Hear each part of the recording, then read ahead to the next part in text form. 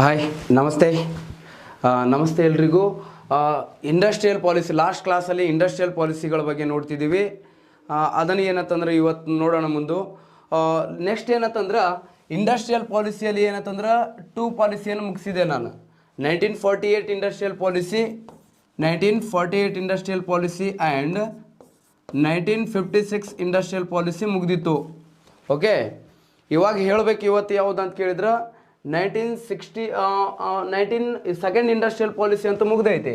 ಇದು ಜಾರಿಗೆ ಬಂದಿದ್ದು 1956 ಏಪ್ರಿಲ್ 20ಗೆ ಏನಂತಂದರೆ ಜಾರಿಗೆ ಬಂದಿತ್ತು ಅಂತೇಳಿ ಹೇಳಿದೆ. ಇದರ ಬಗ್ಗೆ ಏನಂತಂದ್ರೆ ಲಾಸ್ಟ್ ಕ್ಲಾಸಲ್ಲಿ ಡಿಸ್ಕಷನ್ ಕೂಡ ಆಗಿತ್ತು. ಓಕೆ, ಸೊ ಇವತ್ತು ಡಿಸ್ಕಷನ್ ಮಾಡಬೇಕಾಗಿದ್ದು ಯಾವುದಂತ ಕೇಳಿದ್ರೆ ಥರ್ಡ್ ಇಂಡಸ್ಟ್ರಿಯಲ್ ಪಾಲಿಸಿ, ಮೂರನೆಯ ಕೈಗಾರಿಕಾ ನೀತಿ, ಥರ್ಡ್ ಇಂಡಸ್ಟ್ರಿಯಲ್ ಪಾಲಿಸಿ ಬಗ್ಗೆ ಇವತ್ತು ಡಿಸ್ಕಷನ್ ಮಾಡಬೇಕು. ಹಾಗಾದರೆ ಈ ಮೂರನೇ ಕೈಗಾರಿಕಾ ನೀತಿಯು ಜಾರಿಗೆ ಬಂದಿದ್ದು ಯಾವಾಗ ಅಂತ ಕೇಳಿದ್ರೆ ಜಾರಿಗೆ ಬಂದಿದ್ದು 1969 ಜಾರಿಗೆ ಬರ್ತದ. 1969 ಜಾರಿಗೆ ಬರ್ತದ ಮೂರನೆಯ ಕೈಗಾರಿಕಾ ನೀತಿ. ಈ ಮೂರನೇ ಕೈಗಾರಿಕಾ ನೀತಿ ಯಾವ ಪಂಚವಾರ್ಷಿಕ ಯೋಜನೆಯಲ್ಲಿ ಜಾರಿಗೆ ಬಂತು ಅಂತ ಕೇಳಿದ್ರೆ 4ನೇ ಪಂಚವಾರ್ಷಿಕ ಯೋಜನೆಯ ಅವಧಿಯಲ್ಲಿ, 4ನೇ ಪಂಚವಾರ್ಷಿಕ ಯೋಜನೆಯ ಅವಧಿಯಲ್ಲಿ ಎಷ್ಟನೇದಂತಂದ್ರೆ ಮೂರನೇ ಕೈಗಾರಿಕಾ ನೀತಿ ಜಾರಿಗೆ ಬರ್ತದ. ಈ ಅವಧಿಯಲ್ಲಿ ಇದ್ದ ನಮ್ಮ ಪ್ರಧಾನಿ ಯಾರು ಅಂತ ಕೇಳಿದ್ರೆ ಇಂದಿರಾ ಗಾಂಧಿ ಅವರು ಪ್ರಧಾನಿ ಇರ್ತಾರ. ಮತ್ತೇನಂತಂದ್ರೆ ರಾಷ್ಟ್ರಪತಿ ಯಾರು ಅಂತ ಕೇಳಿದ್ರೆ ವಿ ಗಿರಿ ಅವರು ರಾಷ್ಟ್ರಪತಿಯವರು ಇರ್ತಾರ ಮೂರನೆಯ ಕೈಗಾರಿಕಾ ನೀತಿ ಜಾರಿಗೆ ಬಂದ ಸಂದರ್ಭದಲ್ಲಿ. ಈ ಮೂರನೇ ಕೈಗಾರಿಕಾ ನೀತಿಯ ವಿಶೇಷತೆ ಏನಪ್ಪ ಅಂತ ಕೇಳಿದ್ರೆ ಈ ಮೂರನೇ ಕೈಗಾರಿಕಾ ನೀತಿ ಜಾರಿಗೆ ಬರಲು ಮೂಲ ಕಾರಣ ಏನಪ್ಪ ಅಂತಂದ್ರೆ MRTP ಆ್ಯಕ್ಟನ್ನು ಜಾರಿಗೆ ತರುವುದು. ಯಾವ ಆ್ಯಕ್ಟ್? MRTP. ಈ 1969 ಇಂಡಸ್ಟ್ರಿಯಲ್ ಪಾಲಿಸಿ MRTP ಆ್ಯಕ್ಟನ್ನು ಜಾರಿಗೆ ತರುವಂತೆ ಶಿಫಾರಸು ಮಾಡಿತ್ತು. ಹಾಗಾದರೆ MRTP ನಿಮ್ಮ ಫುಲ್ ಫಾರ್ಮ್ ಕೇಳಿದಾರೆ. ಇದ್ದಾರೆ MRTP ಅಂತಂದ್ರೆ ಏನಪ್ಪ ಅಂತ ಕೇಳಿದಾರ. ಹಾಗಾದ್ರೆ MRTP ಅಂದ್ರೆ ಮೊನೋಪೊಲೀಸ್ ರಿಸ್ಟ್ರಿಕ್ಟಿವ್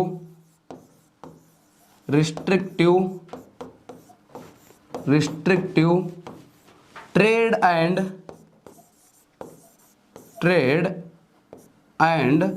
ಪ್ರಾಕ್ಟೀಸಸ್ ಅಂತ ಕರೆಯಲಾಗ್ತದ. ಪ್ರಾಕ್ಟೀಸಸ್ ಅಂತೇಳಿ ಮೊನೋಪಾಲಿಸ್ ರಿಸ್ಟ್ರಿಕ್ಟಿವ್ ಟ್ರೇಡ್ ಆ್ಯಂಡ್ ಪ್ರಾಕ್ಟೀಸಸ್ ಅಂತೇಳಿ ಕರಿತೀವಿ. ಏಕಸ್ವಾಮ್ಯ ಸಾಧಿಸದೇ ಇರುವುದು ಅಂತೇಳಿ ಕರಿತೀವಿ. ಓಕೆ, ಏಕಸ್ವಾಮ್ಯ ಸಾಧಿಸದೇ ಇರೋದು ಅಂತೇಳಿ ಕರಿತೀವಿ, ಮೊನೋಪಾಲಿಸ್ ಮಾಡದೇ ಇರೋದು.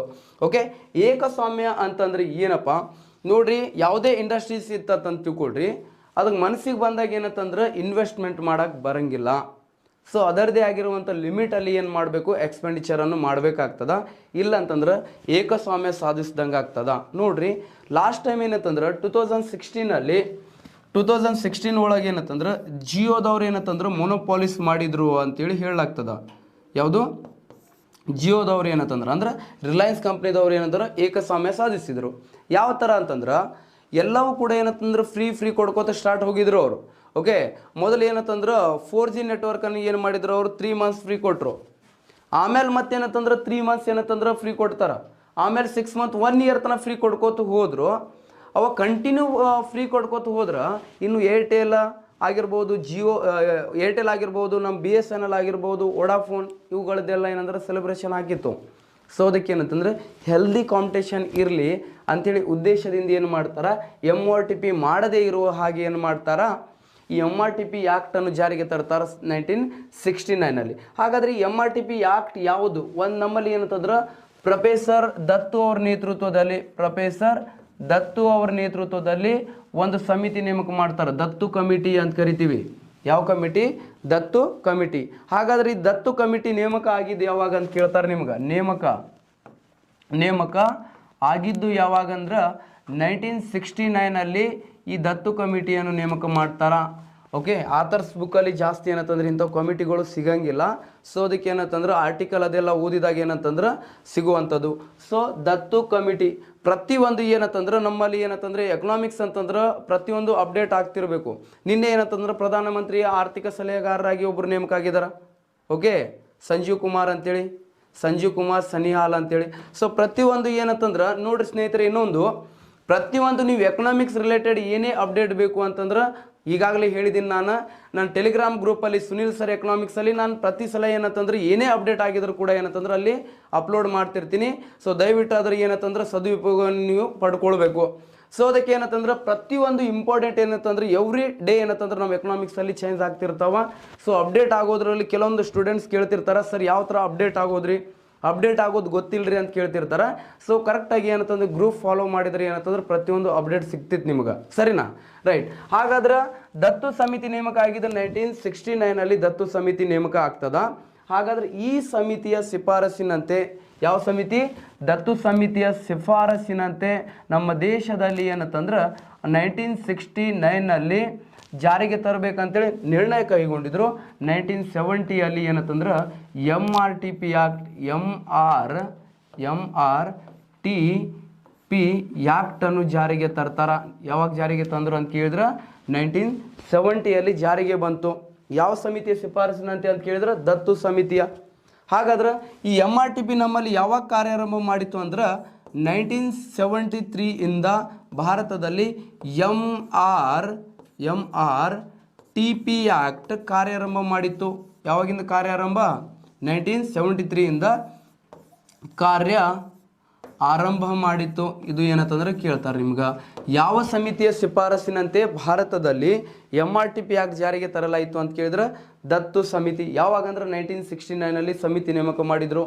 ಈ ಸಮಿತಿಯ ಶಿಫಾರಸಿನಂತೆ MRTP ಆ್ಯಕ್ಟ್ ಜಾರಿಗೆ ಬಂದಿದ್ದು 1970, ಕಾರ್ಯಾರಂಭ ಮಾಡಿದ್ದು 1973 ಹಾಗಾದ್ರೆ ಈ 1969 ಇಂಡಸ್ಟ್ರಿಯಲ್ ಪಾಲಿಸಿಯಲ್ಲಿ ನೋಡ್ರಿ, MRTP ಮಿತಿ ಅಂತಂದ್ರೆ ಲಿಮಿಟನ್ನು, MRTP ಮಿತಿಯನ್ನು ಅಥವಾ ಲಿಮಿಟನ್ನು 25 ಕೋಟಿಗೆ ನಿಗದಿಪಡಿಸಿದ್ರು. ಎಷ್ಟು ಕೋಟಿಗೆ? 25 ಕೋಟಿಗೆ MRTP ಮಿತಿಯನ್ನು ಏನು ಮಾಡ್ತಾರ? ನಿಗದಿಪಡಿಸ್ತಾರ. ಓಕೆ. ಪ್ರಸ್ತುತ ಆದರೂ ಕೂಡ ಏನಂತಂದ್ರೆ ಮತ್ತೆ ಜಾಸ್ತಿ ಮುಂದಿನ ಇಂಡಸ್ಟ್ರಿಯಲ್ ಪಾಲಿಸಿಯಲ್ಲಿ ಅದನ್ನು ಜಾಸ್ತಿ ಮಾಡ್ಕೋತ ಹೋಗ್ತಾರೆ. ಎಷ್ಟು ಜಾಸ್ತಿ ಮಾಡ್ಕೋತ ಹೋಗ್ತಾರ ನೋಡೋಣ ಅಂತ. ನೆಕ್ಸ್ಟ್ ಈ MRTP ಅದಲ್ಲ, ಈ ಪ್ರಸ್ತುತ ಇಲ್ಲ. 2002 ಭಾರತದಲ್ಲಿ ನಮ್ಮ ಇಂಡಿಯಾ ಒಳಗೆ ಕಾಂಪಿಟೇಷನ್ ಕಮಿಷನ್ ಅಂತೇಳಿ ನೇಮಕ ಮಾಡ್ತಾರೆ. ಪೈಪೋಟಿ ಆಯೋಗವನ್ನು ನೇಮಕ ಮಾಡ್ತಾರೆ. ಪೈಪೋಟಿ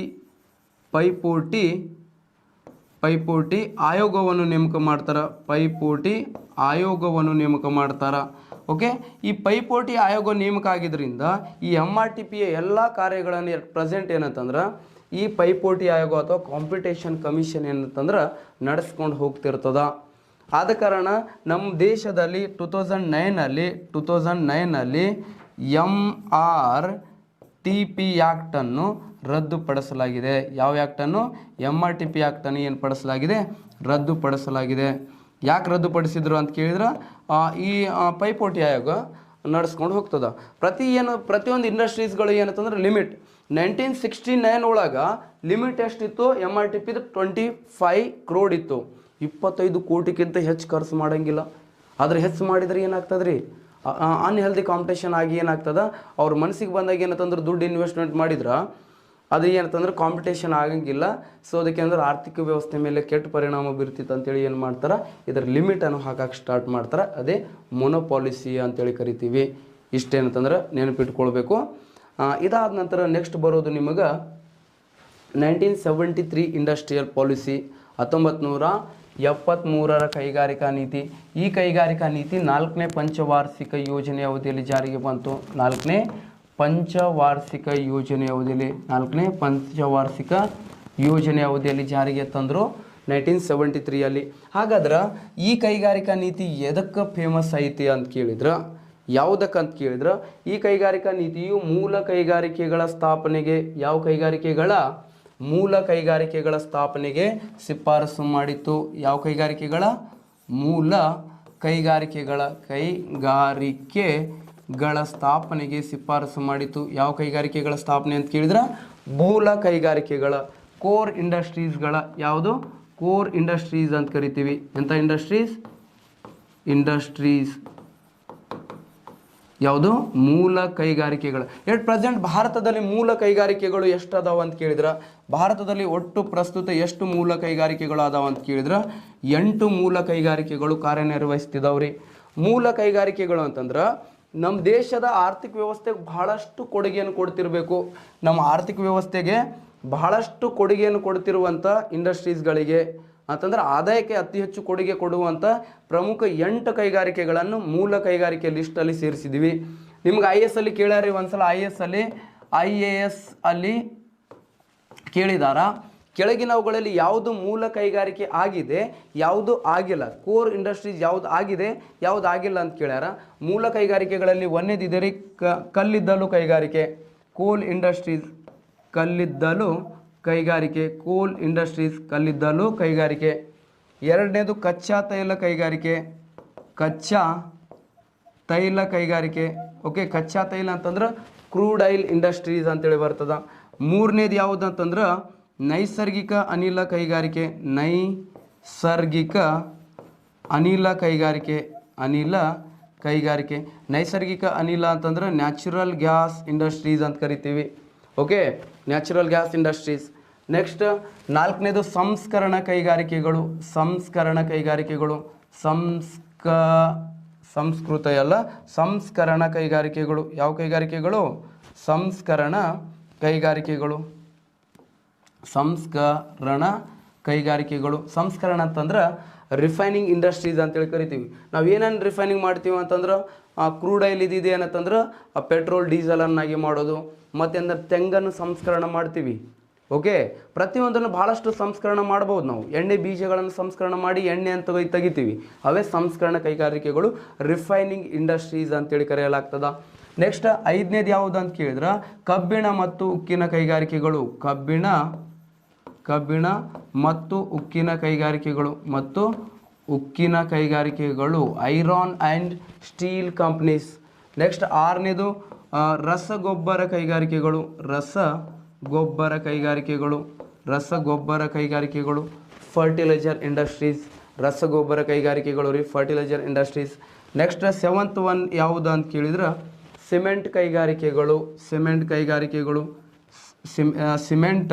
ಕೈಗಾರಿಕೆಗಳು ಅಥವಾ ಸಿಮೆಂಟ್ ಇಂಡಸ್ಟ್ರೀಸ್ ಅಂತ ಕರಿತೀವಿ. ಯಾವ ಇಂಡಸ್ಟ್ರೀಸ್?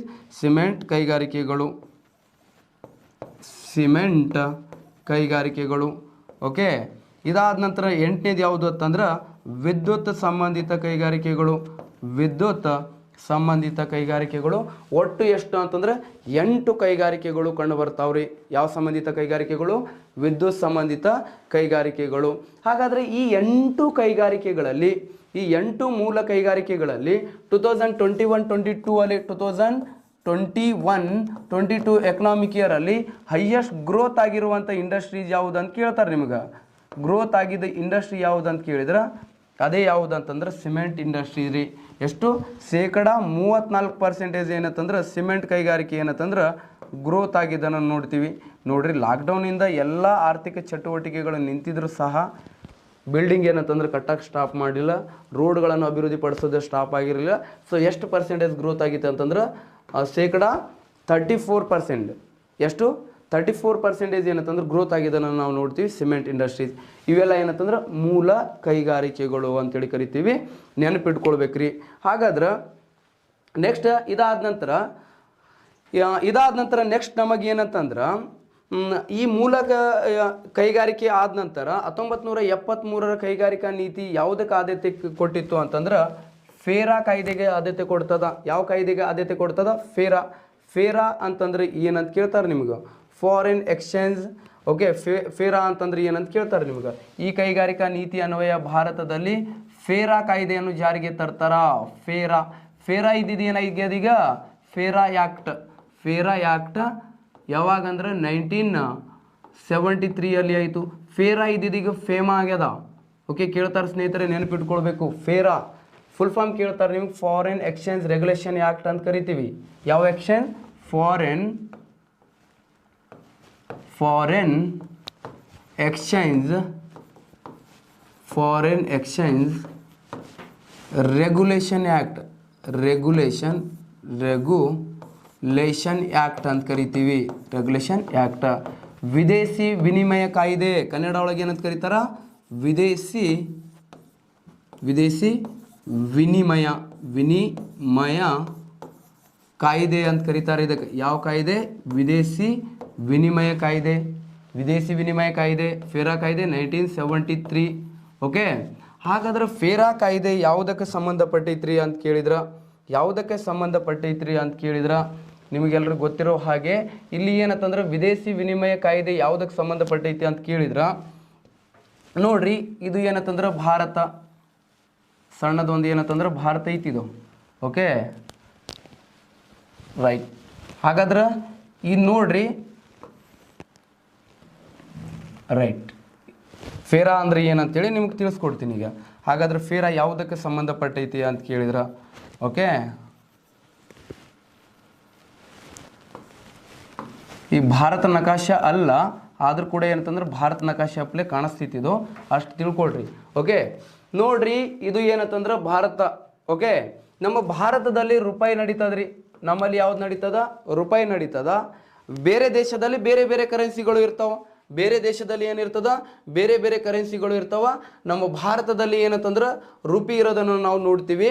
ಬೇರೆ ದೇಶ, ಈಗ ಅಮೇರಿಕಾನೇ ತಗೊಳ್ರಿ, ಅಮೇರಿಕಾದಲ್ಲಿ ಯಾವ್ದು ನಡೀತೈತೆ ಅಂತಂದ್ರೆ ಡಾಲರ್ ನಡೀತದ್ರಿ. ಓಕೆ, ಅಮೇರಿಕಾ ವ್ಯಕ್ತಿ ಇಂಡಿಯಾಗೆ ಬಂದ್ರ ಅಂತ ತಿಳ್ಕೊಳ್ರಿ, ಅಮೇರಿಕಾದಿಂದ ಇಂಡಿಯಾಗೆ ಬಂದ ಅಂತ ತಿಳ್ಕೊಳ್ರಿ, ಅಮೇರಿಕನ್ ಡಾಲರ್ ನಮ್ಮ ಇಂಡಿಯಾ ಒಳಗೆ ನಡೆಯಂಗಿಲ್ಲ. ಸೊ ಅದಕ್ಕೆ ಎಕ್ಸ್ಚೇಂಜ್ ಮಾಡ್ಕೊಳ್ಬೇಕಲ್ಲ. ಹಾಗಾದ್ರೆ ವಿದೇಶಿ ವಿನಿಮಯದ ಪಾಲಕವಾಗಿ ನಮ್ಮ ಇಂಡಿಯಾ ಒಳಗೆ ಯಾವ್ದು ಕೆಲಸ ಮಾಡ್ತದ್ರಿ? ಕಸ್ಟೋಡಿಯನ್ ಆಫ್ ಫಾರಿನ್ ಟ್ರೇಡ್ ಅಂತ ಕರಿತೀವಿ. ಕಸ್ಟೋಡಿಯನ್ ಆಫ್ ಫಾರಿನ್ ಟ್ರೇಡ್ ಆಗಿ ನಮ್ಮ ಇಂಡಿಯಾ ಒಳಗೆ ಕೆಲಸ ಮಾಡೋದು ಯಾವ್ದು ಅಂತ ಕೇಳಿದ್ರೆ RBI ಮಾಡ್ತಿದ್ರಿ. ವಿದೇಶಿ ವಿನಿಮಯ ಫಾರಿನ್ ಎಕ್ಸ್ ಆಗಿ ವರ್ಕ್ ಮಾಡೋದು ಯಾವ್ದು ಅಂತ ಕೇಳಿದ್ರೆ RBI. ಅವ್ರ ಡಾಲರ್ ಅಂತ ತಗೊಂಡು ನೋಡ್ರಿ, ಅಮೆರಿಕಾದ ಡಾಲರ್ ಅಂತ ತಿಳ್ಕೊ. ಈ $1 ಈಸ್ ಈಕ್ವಲ್ ಟು ನಿಮಗೆಲ್ರಿಗೂ ಗೊತ್ತಿರುವ ಹಾಗೆ $1 ಈಸ್ ಈಕ್ವಲ್ ಟು ಎಷ್ಟಿದೆ ಅಂತಂದ್ರೆ 74 ವೇರಿಯೇಷನ್ ಹಾಕದ. ನಿನ್ನೆ ಏನಂತಂದ್ರೆ 43 ಇಂಡಿಯನ್ ರುಪಿ ಇತ್ತು. ಓಕೆ, ಈಗ ಒಂದು 6 ಮಂತ್ ಅದ 74 ಇದು ಏನಂತಂದ್ರೆ ಸ್ಟೇಬಲ್ ಆಗಿದೆ ರೀ. ಓಕೆ, ಮುಂದೆ ಏನಂತಂದ್ರೆ ವೇರಿಯೇಷನ್ ಆಗ್ತಿರ್ತದ. ಸೊ ಇಷ್ಟು ನಮ್ಮ 74 ರೂಪೀಸ್ ಕೊಟ್ಟು $1 ತಗೊಳ್ಳೋದು. ಈ ಥರ ಏನಂದ್ರೆ ಎಕ್ಸ್ಚೇಂಜ್ ಮಾಡ್ಕೊಳ್ತೀವಲ್ಲ, ಅದನ್ನ ಏನಂತ ಕರೀತಾರ? ಫಾರಿನ್ ಎಕ್ಸ್ ಅಂತ ಕರೀತಾರ, ವಿದೇಶಿ ವಿನಿಮಯ ಅಂತೇಳಿ ಕರಿತೀವಿ. ಓಕೆ, ಏನಂತ ಕರೀತಾರ? ಎಟ್ ಪ್ರೆಸೆಂಟ್ ಏನಂತಂದ್ರೆ ಇವತ್ತಿಂದ ಏನು ಎಕ್ಸಾಕ್ಟ್ ಆಗಿ ಇವತ್ತಿಂದೇ ನೋಡಬೇಕು ಅಂತಂದ್ರೆ ಎಷ್ಟಿದೆ ಅಂತಂದ್ರೆ 75.06 ರೂಪಿ ಇದೆ ನೋಡ್ರಿ. ಇವತ್ತಿಂದ ಎಕ್ಸಾಕ್ಟ್ ಆಗಿ ಇವತ್ತಿಂದ ನೋಡ್ಬೇಕಂತಂದ್ರೆ ಎಷ್ಟಿದೆ ಅಂತೇಳಿ ನೀವು ಸರ್ಚ್ ಮಾಡಿ ನೋಡಿದ್ರೆ ಸಹ ಎಷ್ಟು ಇರ್ತದ? 75.04 ರೂಪೀಸ್. $1 ಈಸ್ ಈಕ್ವಲ್ ಟು ಎಷ್ಟಿದೆ ಅಂತಂದ್ರೆ 75.06 ಇದೆ ಇವತ್ತಿಂದ. ಅಪ್ಡೇಟಿಗೆ ಹೊಸದಿಗೆ 1 ನಿಮಿಷ ಆಯಿತು ನೋಡಿ. ಹೆಂಗೆ ನೋಡಿದ್ರಿ ಸರ್ ಅಂತಂದ್ರೆ ಲಿಂಬೆಹಣ್ಣು ಐತೆ ನಮ್ಮ ಕಡೆ, ಅದರಿಂದ ನೋಡಿಬಿಡ್ತೀವಿ. ರೈಟ್. ಸೊ ಅದಕ್ಕೇನಂದ್ರೆ ಬೆಸ್ಟ್ ಎಕ್ಸಾಂಪಲ್ ಅಂತೇಳಿ ತಿಳ್ಕೊಳ್ಬೇಕು. ನೆಕ್ಸ್ಟ್ ಏನಂತಂದ್ರೆ ಇದೇ ಥರ ಸ್ನೇಹಿತರೆ ನಿಮಗೆ ಕೇಳ್ತಾರ, ವಿದೇಶಿ ವಿನಿಮಯದ ಸಂಗ್ರಹವನ್ನು ಮಾಡಿ ಇಟ್ಟುಕೊಂಡಿರುವಂಥ ವಿದೇಶಿ ವಿನಿಮಯದ ಸಂಗ್ರಹ ಹಿಂಗೇನಂತಂದ್ರೆ ಫಾರಿನ್ ಎಕ್ಸ್ ಮಾಡಿ ಇಟ್ಕೊಂಡಿರುವಂಥ ದೇಶಗಳ ಸಾಲಿನಲ್ಲಿ 2000 ಎವ್ರಿ ಮಂತ್ ಬಿಡುಗಡೆ ಮಾಡಲಾಗ್ತದ್ರಿ. IMF ಇಂದ ಇಂಟರ್ನ್ಯಾಷನಲ್ ಮಾನಿಟರಿ ಫಂಡಿಂದ ವರದಿಯನ್ನು ಬಿಡುಗಡೆ ಮಾಡಲಾಗ್ತದ. ವಿದೇಶಿ ವಿನಿಮಯದ ಸಂಗ್ರಹವನ್ನು ಮಾಡಿ ಇಟ್ಟುಕೊಂಡಿರುವಂಥ ದೇಶಗಳ ಸಾಲಿನಲ್ಲಿ ಯಾವುದರ ಸಾಲಿನಲ್ಲಿ? ವಿದೇಶಿ ವಿನಿಮಯದ ಸಂಗ್ರಹವನ್ನು ಮಾಡಿಕೊಂಡಿರುವಂಥ ದೇಶಗಳ ಸಾಲಿನಲ್ಲಿ 2022 ಓಕೆ 2022 ಜನವರಿ ತಿಂಗಳಿನಲ್ಲಿ ಅತಿ ಹೆಚ್ಚು ಎಕ್ಸ್ಚೇಂಜ್ ಮಾಡಿಕೊಂಡು ವಿದೇಶಿ ವಿನಿಮಯದ ಸಂಗ್ರಹ ಫಾರಿನ್ ಎಕ್ಸ್ ಅನ್ನು ಹೊಂದಿರುವಂಥ ದೇಶಗಳ ಸಾಲಿನಲ್ಲಿ ಮೊದಲನೇ ಸ್ಥಾನದಲ್ಲಿ ಇದೆ ರೀ ಚೀನಾ. ಓಕೆ, ಕೇಳ್ತಾರೆ ಸ್ನೇಹಿತರೆ, ಇಂಪಾರ್ಟೆಂಟ್ ಅದ. ವಿದೇಶಿ ವಿನಿಮಯದ ಸಂಗ್ರಹದಲ್ಲಿ ಮೊದಲನೇ ಸ್ಥಾನದಲ್ಲಿರುವಂಥ ದೇಶ ಯಾವುದ್ರಿ ಅಪ್ಪ ಅಂತ ಕೇಳಿದ್ರೆ ಚೀನಾ ಇದೆ. ಎರಡನೇದಿದೆ ರೀ ಜಪಾನ್ ಇದೆ. ಯಾವುದಿದೆ? ಎರಡನೇದು ಯಾವುದಿದೆ? ಜಪಾನ್ ಅಂತೇಳಿ ಇದೆ. ಓಕೆ, ಮೂರನೇದು ಯಾವುದಿದೆ ಅಂತ ಕೇಳಿದ್ರೆ ಸ್ವಿಟ್ಜರ್ಲ್ಯಾಂಡ್ ಇದೆ ರೀ. ಯಾವುದಿದೆ? ಸ್ವಿಟ್ಜರ್ಲ್ಯಾಂಡ್ ಇದೆ. ಯಾವ ಲ್ಯಾಂಡ್ ಇದೆ? ಸ್ವಿಟ್ಜರ್ಲ್ಯಾಂಡ್ ಇದೆ. ಓಕೆ, ನೆಕ್ಸ್ಟ್ ಇದಾದ ನಂತರ ನಾಲ್ಕನೇದು ಯಾವುದಿದೆ ರೀ ಅಂತ ಕೇಳಿದ್ರೆ ನಾಲ್ಕನೇದು ನಮ್ಮ ಭಾರತ ಇದೆ. 4th ಪ್ಲೇಸಲ್ಲಿ ಯಾವುದಿದೆ? ನಾಲ್ಕನೇದು ಭಾರತ ಇದೆ. ಓಕೆ, ಭಾರತ 3 ಮಂತ್ಸಿಂದ ಸ್ಟೇಬಲ್ ಆಗಿದೆ ರೀ, ಒಟ್ಟು ಚೇಂಜ್ ಆಗಿಲ್ಲ. ನೆಕ್ಸ್ಟ್ ಏನಂತಂದ್ರೆ 5ನೇದು ಯಾವುದಿದೆ ಅಂತ ಕೇಳಿದ್ರೆ ರಷ್ಯಾ. ಇದರ ಮೊದಲು ಏನಂತಂದ್ರೆ ಇಂಡಿಯಾ 5th ಪ್ಲೇಸಲ್ಲಿ ಇತ್ತು, ರಷ್ಯಾ ಎಷ್ಟು ಇತ್ತು 4th ಪ್ಲೇಸಲ್ಲಿ ಇತ್ತು. ಬಟ್ 21 ಜನವರಿ ಮಂತಲ್ಲಿ ಏನಂತಂದ್ರೆ 22 ಜನವರಿ ಮಂತಲ್ಲಿ ಯಾವ್ದು ಬಂದೈತಿ, ಮೊದಲನೇ ಸ್ಥಾನದಲ್ಲಿದೆ ಚೀನಾ, 2ನೇ ಸ್ಥಾನದಲ್ಲಿದೆ ಜಪಾನ್, 3ರಲ್ಲಿದೆ ಸ್ವಿಟ್ಜರ್ಲ್ಯಾಂಡ್, 4ರಲ್ಲಿ ಭಾರತ, 5ನೇದು ರಷ್ಯಾ. ಇದು ಯಾವುದರ ಸಂಗ್ರಹದಲ್ಲಿ ಅಂತ ಕೇಳಿದ್ರೆ ವಿದೇಶಿ ವಿನಿಮಯದ ಸಂಗ್ರಹ. ನಮ್ಮ ಕರೆನ್ಸಿಯನ್ನು ಕೊಟ್ಟು ಬೇರೆ ದೇಶದ ಕರೆನ್ಸಿಯನ್ನು ನಾವೇನು ಕೊಂಡುಕೊಳ್ತೀವಲ್ಲ, ಆ ಕೊಂಡುಕೊಂಡಿರುವಂಥ ಸ್ಥಾನಗಳ ಆಧಾರದ ಮೇಲೆ ಇವು ದೇಶಗಳು ಕಂಡು ಬರ್ತಾವ. ಈ ಫೇರಾ ಕಾಯ್ದೆಯ ಈ ಫೇರಾದ ಮುಂದುವರೆದ ಭಾಗನೇ ಏನಾಗಿದೆ ಅಂತ ಕೇಳಿದ್ರೆ ಫೇಮಾ ಆಗಿದೆ ಸ್ನೇಹಿತರೆ. ಫೇರಾದ ಮುಂದುವರೆದ ಭಾಗ ಯಾವುದಂತ ಕೇಳಿದ್ರೆ ಫೇಮಾ ಆಗಿದೆ. ಪ್ರಸ್ತುತ ಯಾವುದಾಗಿದೆ ಅಂತ ಕೇಳಿದ್ರೆ ಎಟ್ ಪ್ರೆಸೆಂಟ್ ಯಾವುದಿದೆ ನಮ್ದಲ್ಲಿ ಅಂತ ಕೇಳಿದ್ರೆ ಫೇಮಾ ಆ್ಯಕ್ಟ್ 1999 ಒಳಗೆ ಏನಂತಂದ್ರೆ ಫೇಮಾ ಆ್ಯಕ್ಟ್ ಜಾರಿಗೆ ಬಂತ್ರಿ. ಓಕೆ, ಜಾರಿಗೆ ಏನು ಬರಲಿಲ್ಲ, ಯಾಕ್ಟ್ ಮಾಡಿದ್ರು. ಹಾಗಾದ್ರೆ ಫೇಮಾ ಆ್ಯಕ್ಟ್ ಜಾರಿಗೆ ಬಂದಿದ್ದು ಯಾವಾಗ್ರಿ ಅಂತ ಕೇಳಿದ್ರೆ ಫೇಮಾ ಆ್ಯಕ್ಟ್ ಜಾರಿಗೆ ಬಂದಿದ್ದು 2001 ಓಕೆ 2001 ಮುಂದೆ ಜನವರಿ 1ಕ್ಕೆ ಏನಂತಂದ್ರೆ ಜಾರಿಗೆ ಬಂತು. ಓಕೆ, ಈ ಫೇಮಾ ಆ್ಯಕ್ಟ್ ಕಾರ್ಯಾರಂಭ ಮಾಡಿದ್ದು ಯಾವಾಗ್ರಿ ಅಂತ ಕೇಳಿದ್ರೆ 2001 ನೋಡ್ರಿ. ಇದು 2021 ಅಲ್ಲ, 2001 ಯಾವುದಂತ ಕೇಳಿದ್ರೆ 2001 ಏನಂತಂದ್ರೆ ಓಕೆ 2001 ಏನಂದ್ರೆ ಜಾರಿಗೆ ಹಾಕದ. ಓಕೆ, ಹಾಗಾದ್ರೆ ಕಾರ್ಯಾರಂಭ ಮಾಡಿದ್ದು ಯಾವಾಗ್ರಿ ಫೇಮಾ? ಆರಂಭ ಮಾಡಿದ್ದು ಯಾವಾಗ ಅಂತ ಕೇಳಿದ್ರೆ 2002 ಏನಂತಂದ್ರೆ ಫೇಮಾ ಕಾರ್ಯಾರಂಭ ಮಾಡ್ತೈತೆ. ಓಕೆ, 2002 ಇಂದ. ಹಾಗಾದ್ರೆ ಫೇಮಾ ಫುಲ್ ಫಾರ್ಮ್ ಕೇಳ್ಯಾರಿ ನಿಮಗೆ. ಫೇಮಾ ಫುಲ್ ಫಾರ್ಮ್ ಕೂಡ ಕೇಳ್ತಾರ. ಆಲ್ರೆಡಿ FD ಅಲ್ಲಿ ಕ್ವಶನ್ ಆಗ್ಯದ, ಫೇಮಾ ಆ್ಯಕ್ಟ್ ಯಾವಾಗ ಆಯಿತು ಅಂತ 1999. ಫೇಮಾ ಕಾರ್ಯಾರಂಭ ಮಾಡಿದ್ದು ಯಾವಾಗ? FD question 2002. ಓಕೆ, ಜಾರಿಗೆ ಬಂದಿದ್ದು 2021 ಜನವರಿ 1. ಹಾಗಾದ್ರೆ FEMA full form foreign exchange management act ಅಂತ ಕರಿತೀವಿ. ಫಾರಿನ್ ಎಕ್ಸ್ಚೇಂಜ್ ಮ್ಯಾನೇಜ್ಮೆಂಟ್ ಆ್ಯಕ್ಟ್ ಅಂತ ಕರೀತಾರ. ಮ್ಯಾನೇಜ್ಮೆಂಟ್ ಆ್ಯಕ್ಟ್ ಅಂತ ಕರಿತೀವಿ. Management act 1999. ಓಕೆ, ವಿದೇಶಿ ವಿನಿಮಯ ನಿರ್ವಹಣಾ ಕಾಯ್ದೆ ಅಂತ ಕರೀತಾರೆ ಕನ್ನಡ ಒಳಗ. ಏನಂತ ಕರೀತಾರ? ವಿದೇಶಿ ವಿನಿಮಯ ನಿರ್ವಹಣಾ ಕಾಯ್ದೆ. ಓಕೆ, ಯಾವುದ್ರ ಕಾಯ್ದೆ? ವಿದೇಶಿ ವಿನಿಮಯ ನಿರ್ವಹಣಾ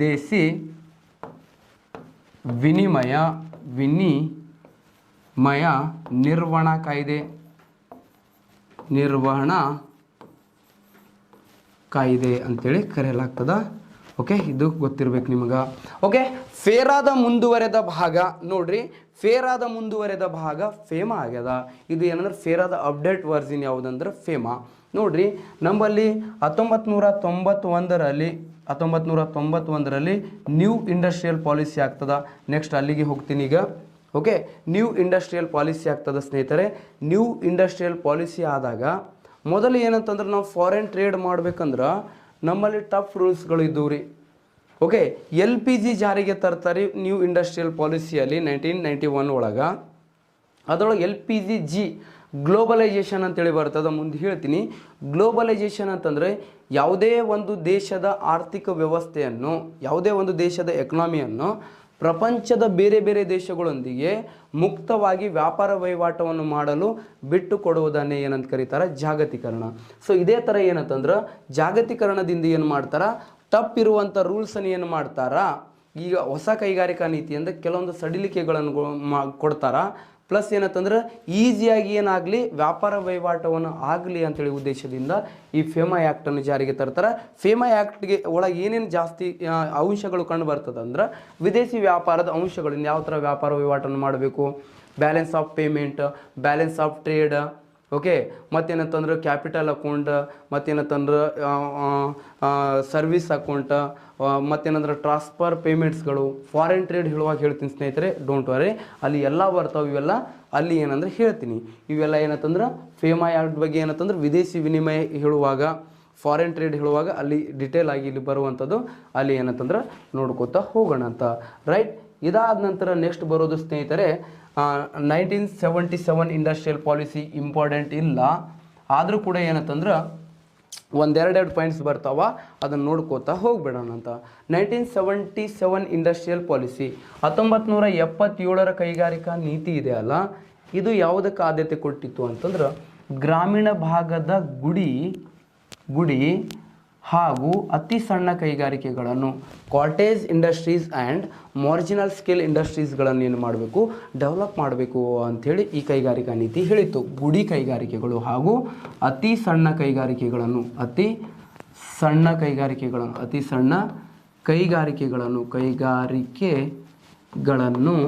ಏನು ಮಾಡಬೇಕು, ಅಭಿವೃದ್ಧಿಪಡಿಸಬೇಕು ಅಂತೇಳಿ ಹೇಳಿತ್ತು. ಯಾವುದು, ಗುಡಿ ಹಾಗೂ ಅತಿ ಸಣ್ಣ ಕೈಗಾರಿಕೆಗಳನ್ನು ಅಭಿವೃದ್ಧಿಪಡಿಸುವಂತೆ ಈ ಕೈಗಾರಿಕಾ ನೀತಿ ಶಿಫಾರಸು ಮಾಡಿತ್ತು. ಇನ್ನು ಎರಡನೇದು ಏನಂತಂದ್ರೆ ಗ್ರಾಮೀಣ ಪ್ರದೇಶದ ಗ್ರಾಮೀಣ ಭಾಗದ ಕೈಗಾರಿಕೆಗಳನ್ನು ಅಭಿವೃದ್ಧಿಪಡಿಸಲು ಭಾಗದ ಕೈಗಾರಿಕೆಗಳನ್ನು ಅಭಿವೃದ್ಧಿಪಡಿಸುವಂತೆ ಏನು ಮಾಡ್ತಿದ್ದಿತ್ತು ಅಂತಂದ್ರೆ ಪ್ರತಿಯೊಂದು ಜಿಲ್ಲೆಗೆ ಆ ಕೈಗಾರಿಕೆಗಳ ಸಮಸ್ಯೆಗಳನ್ನು ಗುರುತು ಮಾಡೋಕ್ಕೆ ಜಿಲ್ಲಾ ಹಂತದಲ್ಲಿ ಏನಂದರೆ ಜಿಲ್ಲಾ ಕೇಂದ್ರಗಳನ್ನು, ಡಿಸ್ಟ್ರಿಕ್ಟ್ ಸೆಂಟರ್ಸ್ಗಳನ್ನು ಸ್ಥಾಪಿಸುವಂತೆ ಈ ಕೈಗಾರಿಕಾ ನೀತಿ ಹೇಳಿತ್ತು. ಯಾವುದು, ಜಿಲ್ಲಾ ಮಟ್ಟದಲ್ಲಿ ಎಂಥ ಕೇಂದ್ರಗಳನ್ನು ಜಿಲ್ಲಾ ಮಟ್ಟದಲ್ಲಿ ಎಂಥ ಕೇಂದ್ರಗಳನ್ನು ಜಿಲ್ಲಾ ಮಟ್ಟದಲ್ಲಿ ಎಂಥ ಕೇಂದ್ರಗಳನ್ನು ಜಿಲ್ಲಾ ಮಟ್ಟದಲ್ಲಿ ಜಿಲ್ಲಾ ಕೇಂದ್ರಗಳ ಸ್ಥಾಪನೆಗೆ ಶಿಫಾರಸು ಮಾಡಿತ್ತು. ಜಿಲ್ಲಾ ಕೇಂದ್ರಗಳ ಸ್ಥಾಪನೆಗೆ ಶಿಫಾರಸು ಮಾಡಿತ್ತು. ಯಾವ ಕೇಂದ್ರಗಳ, ಜಿಲ್ಲಾ ಮಟ್ಟದಲ್ಲಿ ಜಿಲ್ಲಾ ಕೇಂದ್ರಗಳ ಸ್ಥಾಪನೆಗೆ ಈ ಕೈಗಾರಿಕಾ ನೀತಿ ಶಿಫಾರಸು ಮಾಡಿತ್ತು. ಎಷ್ಟು ನೆನಪಿಟ್ಕೊಳ್ಬೇಕು. ನೆಕ್ಸ್ಟ್ ಇದು 1977 ಇಂಡಸ್ಟ್ರಿಯಲ್ ಪಾಲಿಸಿ ಏನಿಲ್ಲ, ನಿಮ್ಗೆ ಕ್ವಶನ್ ಕೇಳ್ತಾರೆ, ಗ್ರಾಮೀಣ ಪ್ರದೇಶದ ಕೈಗಾರಿಕೆಗಳನ್ನು ಅಭಿವೃದ್ಧಿಪಡಿಸಲು ಅದರ ಸಮಸ್ಯೆಗಳನ್ನು ಬಗೆಹರಿಸಲು ಜಿಲ್ಲಾ ಮಟ್ಟದಲ್ಲಿ ಜಿಲ್ಲಾ ಕೇಂದ್ರಗಳನ್ನು, ಡಿಸ್ಟ್ರಿಕ್ಟ್ ಲೆವೆಲಲ್ಲಿ ಡಿಸ್ಟ್ರಿಕ್ಟ್ ಸೆಂಟರ್ಗಳನ್ನು ಸ್ಥಾಪಿಸುವಂತೆ ಯಾವ ಕೈಗಾರಿಕಾ ನೀತಿ ಶಿಫಾರಸು ಮಾಡಿತ್ತು ಅಂತೇಳಿ ಡೈರೆಕ್ಟ್ ಕೇಳಬಹುದು. ಯಾವ ಕೈಗಾರಿಕಾ ನೀತಿ ಅಂತ ಕೇಳಿದ್ರೆ 1977.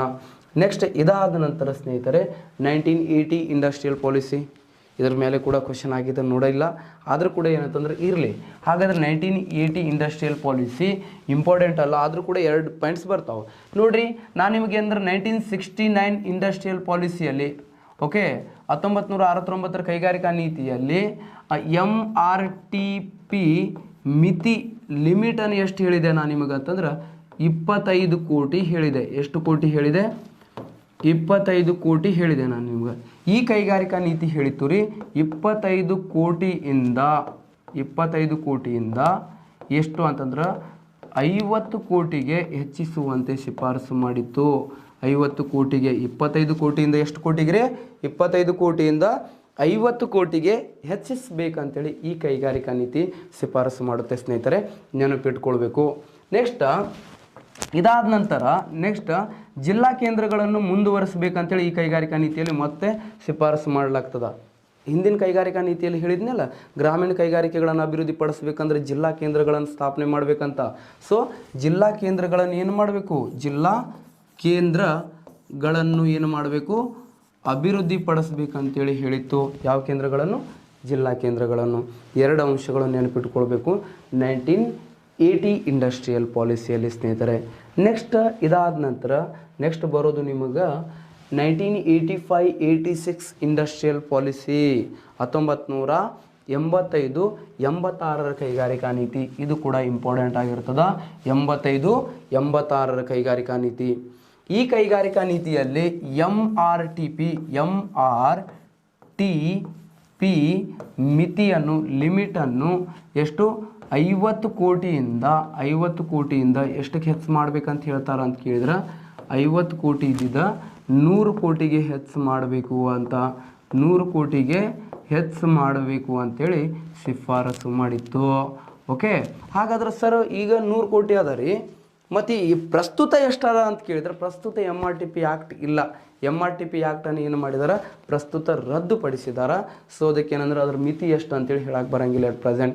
ನೆಕ್ಸ್ಟ್ ಏನಂತಂದ್ರೆ ಈ ಕೈಗಾರಿಕಾ ನೀತಿ ಮತ್ತೇನು ಹೇಳಿತ್ತು ಅಂತಂದ್ರೆ ಕಂಪ್ಯೂಟರ್ ಆಧಾರಿತ ಕೈಗಾರಿಕೆಗಳನ್ನು ಏನು ಮಾಡಬೇಕು? ಕಂಪ್ಯೂಟರ್. ನೆಕ್ಸ್ಟ್ ಏನಂತಂದ್ರೆ ಹಾರ್ಡ್ವೇರ್ ಮತ್ತೇನಂದ್ರೆ ಸಾಫ್ಟ್ವೇರ್ ಇಂಡಸ್ಟ್ರೀಸ್ಗಳನ್ನು ಏನು ಮಾಡಬೇಕು? ಸ್ಥಾಪನೆ ಮಾಡಬೇಕು ಅಂತೇಳಿ ಹೇಳಿತ್ತು. ಎಂಥದ್ದು? ಕಂಪ್ಯೂಟರ್, ಸಾಫ್ಟ್ವೇರ್, ಹಾರ್ಡ್ವೇರ್ ಇಂಡಸ್ಟ್ರೀಸ್ಗಳನ್ನು ಅಭಿವೃದ್ಧಿಪಡಿಸಬೇಕು ಅಂತ ಹೇಳಿತು. ಸೊ ಅಷ್ಟೇ. ಇದು ಏನಂತಂದ್ರೆ ಇಂಪಾರ್ಟೆಂಟ್ ಇಲ್ಲ, ಇದರ ಮೇಲೆ ಕ್ವಶನ್ ಕೇಳಿಲ್ಲ. ಈಗ ಬರ್ತಿತ್ತು ನೋಡ್ರಿ, ಮೇನ್ ಇಂಪಾರ್ಟೆಂಟ್ ಆಗಿರುವಂಥದ್ದು ಇಂಡಸ್ಟ್ರೀಸ್ ಯಾವುದು ಅಂತಂದ್ರೆ ಹೊಸ ಆರ್ಥಿಕ ನೀತಿ ಅಥವಾ ಹೊಸ ಕೈಗಾರಿಕಾ ನೀತಿ. ಹೊಸ ಆರ್ಥಿಕ ಅಥವಾ ಕೈಗಾರಿಕಾ ನೀತಿ, ಹೊಸ ಆರ್ಥಿಕ ನೀತಿ. New economic policy or new industrial policy, both are same. Okay, ಹೊಸ ಕೈಗಾರಿಕಾ ನೀತಿ ಅಥವಾ ಹೊಸ ಆರ್ಥಿಕ ನೀತಿ. ಹಾಗಾದರೆ ನೋಡ್ರಿ ಸ್ನೇಹಿತರೆ, ಹೊಸ ಆರ್ಥಿಕ ನೀತಿ ಅಥವಾ ಹೊಸ ಕೈಗಾರಿಕಾ ನೀತಿ ಜಾರಿಗೆ ಬಂದಿದ್ದು ಯಾವಾಗ್ರಿ ಅಂತ ಕೇಳಿದ್ರೆ 1991 ಜುಲೈ 24ಕ್ಕೆ ಏನಂತಂದ್ರೆ ಇದು ಜಾರಿಗೆ ಬರ್ತದ. ಜುಲೈ 24ಕ್ಕೆ ಹೊಸ ಕೈಗಾರಿಕಾ ನೀತಿ ಜಾರಿಗೆ ಬರ್ತದ್ರಿ. 1991 ಜುಲೈ 24ಕ್ಕೆ ಹೊಸ ಕೈಗಾರಿಕಾ ನೀತಿ ಜಾರಿಗೆ ತರ್ತಾರ. ನೋಡ್ರಿ, ಈ ಹೊಸ ಕೈಗಾರಿಕಾ ನೀತಿ new economic policy or new industrial policy ಜಾರಿಗೆ ತರಬೇಕಂದ್ರೆ ಮೂಲ ಕಾರಣ ಏನಂತಂದ್ರೆ 1991 ಜೂನ್ ತಿಂಗಳಿನಲ್ಲಿ ಕೊಲ್ಲಿ ರಾಷ್ಟ್ರಗಳು ಅಂತಂದ್ರೆ ಗಲ್ಫ್ ಕಂಟ್ರಿಗಳಲ್ಲಿ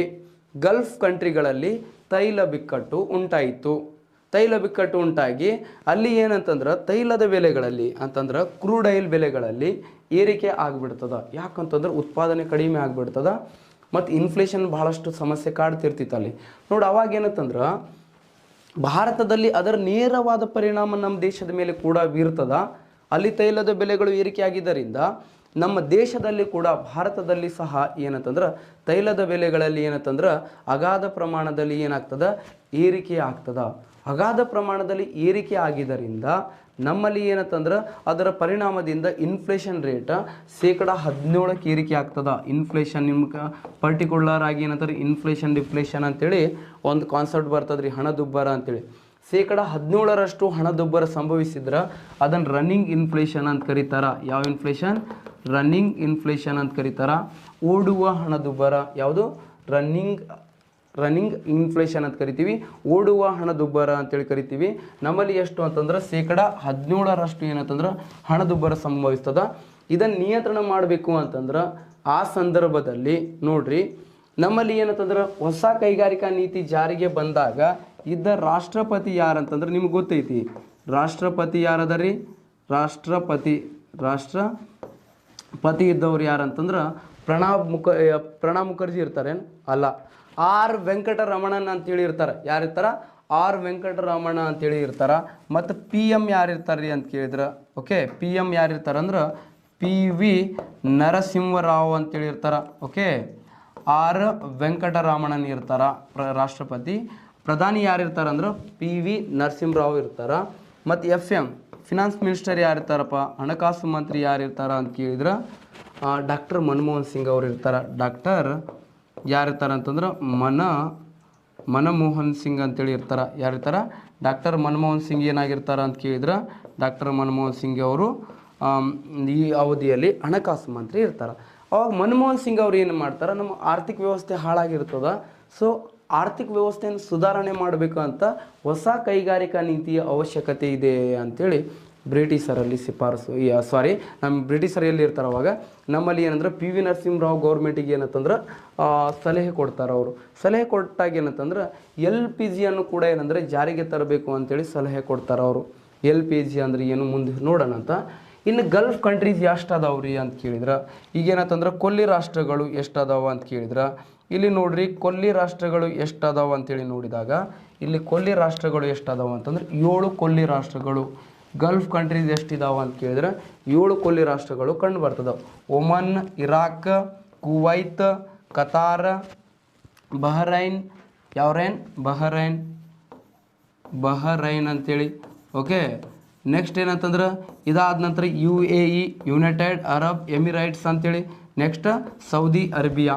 ಇವು ಏನಂತಂದ್ರೆ ಗಲ್ಫ್ ಕಂಟ್ರೀಸ್ ರೀ, ಕೊಲ್ಲಿ ರಾಷ್ಟ್ರಗಳು. ತೈಲ ಬಿಕ್ಕಟ್ಟು ಉಂಟಾಗಿ ನಮ್ಮಲ್ಲಿ ನ್ಯೂ ಇಂಡಸ್ಟ್ರಿಯಲ್ ಪಾಲಿಸಿ ಜಾರಿಗೆ ಬರಬೇಕು ಅಂತಂದ್ರೆ ಕಾರಣ ಇದೆ ಅಂತೇಳಿ ಹೇಳಬಹುದು.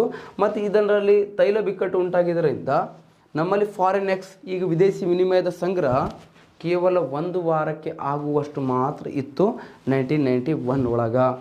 ಓಕೆ, ಆಗ್ತಾನೆ ಏನಂತಂದ್ರೆ ನಮ್ಮ ಪ್ರಧಾನಿಯನ್ನು ಕೂಡ ಕಳ್ಕೊಂಡಿರ್ತೀವಿ ನಾವು. ಓಕೆ, 1991 ಯಾವ ಪ್ರಧಾನಿ? ಮಾಜಿ ಪ್ರಧಾನಿ ಎಕ್ಸ್ ಪ್ರಧಾನಿಯಾಗಿರುವಂಥ ಯಾರು ಅಂತ ಕೇಳಿದ್ರೆ 1991 ಮೇ 21ಕ್ಕೆ ಮರಣ ಹೊಂದಿದವರು ಯಾರು? LTT ಉಗ್ರರಿಂದ ಹತ್ಯೆಗೆ ಒಳಗಾಗಿರುವಂಥ ಮಾಜಿ ಪ್ರಧಾನಿ ಯಾರಂತಂದ್ರೆ ರಾಜೀವ್ ಗಾಂಧಿ ಅವರು. Okay right. ಇದಾದ ನಂತರ ನೆಕ್ಸ್ಟ್ ಏನಂತಂದ್ರೆ ಈ ಕೈಗಾರಿಕಾ ನೀತಿ LPG ಜಾರಿಗೆ ತರಬೇಕಂತೇಳಿ ಶಿಫಾರಸು ಮಾಡಿತು. ಏನು ಮಾಡಿತು? LPG ಜಾರಿಗೆ ತರಬೇಕು ಅಂತೇಳಿ. LPG ಲಿಕ್ವಿಡ್ ಪೆಟ್ರೋಲಿಯಂ ಗ್ಯಾಸ್ ತಿಳ್ಕೊಳ್ತಾರೆ ಬಹಳಷ್ಟು ಮಂದಿ. ಎಕನಾಮಿಕ್ ಪ್ರಕಾರ LPG ಈಗ ನೀವು ಗೂಗಲಲ್ಲಿ LPG ಫುಲ್ ಫಾರ್ಮ್ ಅಂತೇಳಿ ಹೊಡೆದ್ರೆ ಲಿಕ್ವಿಡ್ ಪೆಟ್ರೋಲಿಯಂ ಗ್ಯಾಸೇ ತೋರಿಸ್ತಿತ್ತು ನಿಮಗೆ. ಹಂಗೆ ನೋಡಬಾರ್ದು. ಅದನ್ನು LPG ಇನ್ ಎಕನಾಮಿಕ್ಸ್ ಅಂತೇಳಿ ಹೇಳಬೇಕು, ಅಥವಾ ಏನಂತೇಳಿ ಹಾಕಬೇಕು LPG ಇನ್ ಇಂಡಸ್ಟ್ರಿಯಲ್ ಪಾಲಿಸಿಯಲ್ಲಿ ಅಂತೇಳಿ ಹೊಡೆದ್ರೆ ನಿಮಗೆ ಸಿಗ್ತದೆ. ಅಂತಂದ್ರೆ ಏನಂತಂದ್ರೆ ಲಿಬರಲೈಸೇಷನ್ ಅಂತ ಕರಿತೀವಿ. ಇದು ಏನಂತಂದ್ರೆ ಉದಾರೀಕರಣ ಅಂತ ಕರಿತೀವಿ. ಉದಾರೀಕರಣ ಆಲ್ರೆಡಿ ಏನಂದ್ರೆ ಟೆಟ್ ಎಕ್ಸಾಮಲ್ಲಿ ಕೇಳ್ಯಾರಿದ್ರು. ಉದಾರೀಕರಣ ಅಂತಂದ್ರೆ ಏನ್ರಿ? ಯಾವುದೇ ಒಂದು ದೇಶದ ಆರ್ಥಿಕ ವ್ಯವಸ್ಥೆಯಲ್ಲಿ ಸರ್ಕಾರದ ನೀತಿ ನಿಯಮಗಳಲ್ಲಿ, ಯಾರ ನೀತಿ ನಿಯಮಗಳಲ್ಲಿ? ಸರ್ಕಾರದ ನೀತಿ ನಿಯಮಗಳಲ್ಲಿ, ನೀತಿ ಪ್ಲಸ್ ನಿಯಮಗಳಲ್ಲಿ ಸರ್ಕಾರದ ನೀತಿ ನಿಯಮಗಳಲ್ಲಿ ಸ್ವಲ್ಪ ಸಡಿಲಿಕೆಗೊಳಿಸುವುದನ್ನು ಏನಂತ ಕರೀತಾರ ಅಂತ ಕೇಳಿದ್ರೆ ಉದಾರೀಕರಣ ಅಂತೇಳಿ ಕರೀತಾರ ಸ್ನೇಹಿತರೆ. ಸರ್ಕಾರದ ನೀತಿ ನಿಯಮಗಳಲ್ಲಿ ಸ್ವಲ್ಪ ಏನು ಮಾಡೋದು? ಸರ್ಕಾರದ ನೀತಿ ನಿಯಮಗಳಲ್ಲಿ ಸ್ವಲ್ಪ ಸಡಿಲಿಕೆಗೊಳಿಸುವುದನ್ನು ಏನಂತ ಕರೀತಾರ? ಉದಾರೀಕರಣ ಅಂತೇಳಿ ಕರೀತಾರ. ಸರಿನಾ? ಇದು ನಿಮಗೆ ಗೊತ್ತಿರಬೇಕು. ಸರಿನಾ? ರೈಟ್. ಏನಾಗಿಲ್ಲಪ್ಪ, ಚಾಲೆಂಜರ್ ತಗ್ಗೈತಿ ಸ್ವಲ್ಪ ಅಷ್ಟೇ, ಏನಾಗಿಲ್ಲ, ಬೇಜಾರಾಗಕ್ಕೆ ಹೋಗ್ಬೇಡ್ರಿ. ರೈಟ್. ಉದಾರೀಕರಣ ಅಂತಂದ್ರೆ ಸರ್ಕಾರದ ನೀತಿ ನಿಯಮಗಳಲ್ಲಿ ಏನು ಮಾಡೋದು? ಸ್ವಲ್ಪ ಸಡಿಲಿಕೆಗೊಳಿಸುವುದನ್ನು ಏನಂತ ಕರೀತಾರ? ಉದಾರೀಕರಣ. ಟಫ್ ಇದ್ದಿದ್ದ ರೂಲ್ಸನ್ನು ಏನು ಮಾಡೋದು? ಸ್ವಲ್ಪ ಏನಂತಂದ್ರೆ ಸಡಿಲಿಕೆಗೊಳಿಸುವುದನ್ನು ಏನಂತ ಕರೀತಾರ? ಉದಾರೀಕರಣ ಅಂತೇಳಿ ಕರಿತೀವಿ. ಇನ್ನು P ಅಂತಂದ್ರೆ ಪ್ರೈವೇಟೈಸೇಷನ್ ಅಂತಂದ್ರೆ ಖಾಸಗೀಕರಣ. ಓಕೆ, ಖಾಸಗೀಕರಣ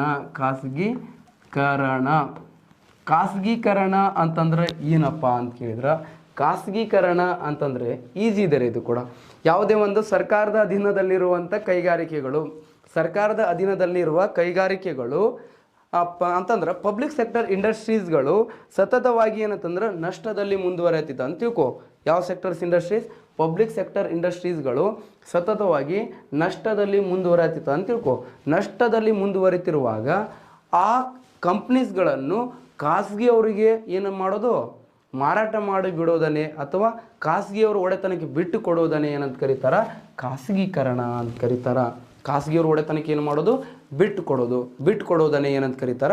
ಖಾಸಗೀಕರಣ ಅಂತ ಕರೀತಾರ ಸ್ನೇಹಿತರೆ. ಇನ್ನು ಗ್ಲೋಬಲೈಸೇಷನ್, ಜಾಗತೀಕರಣ.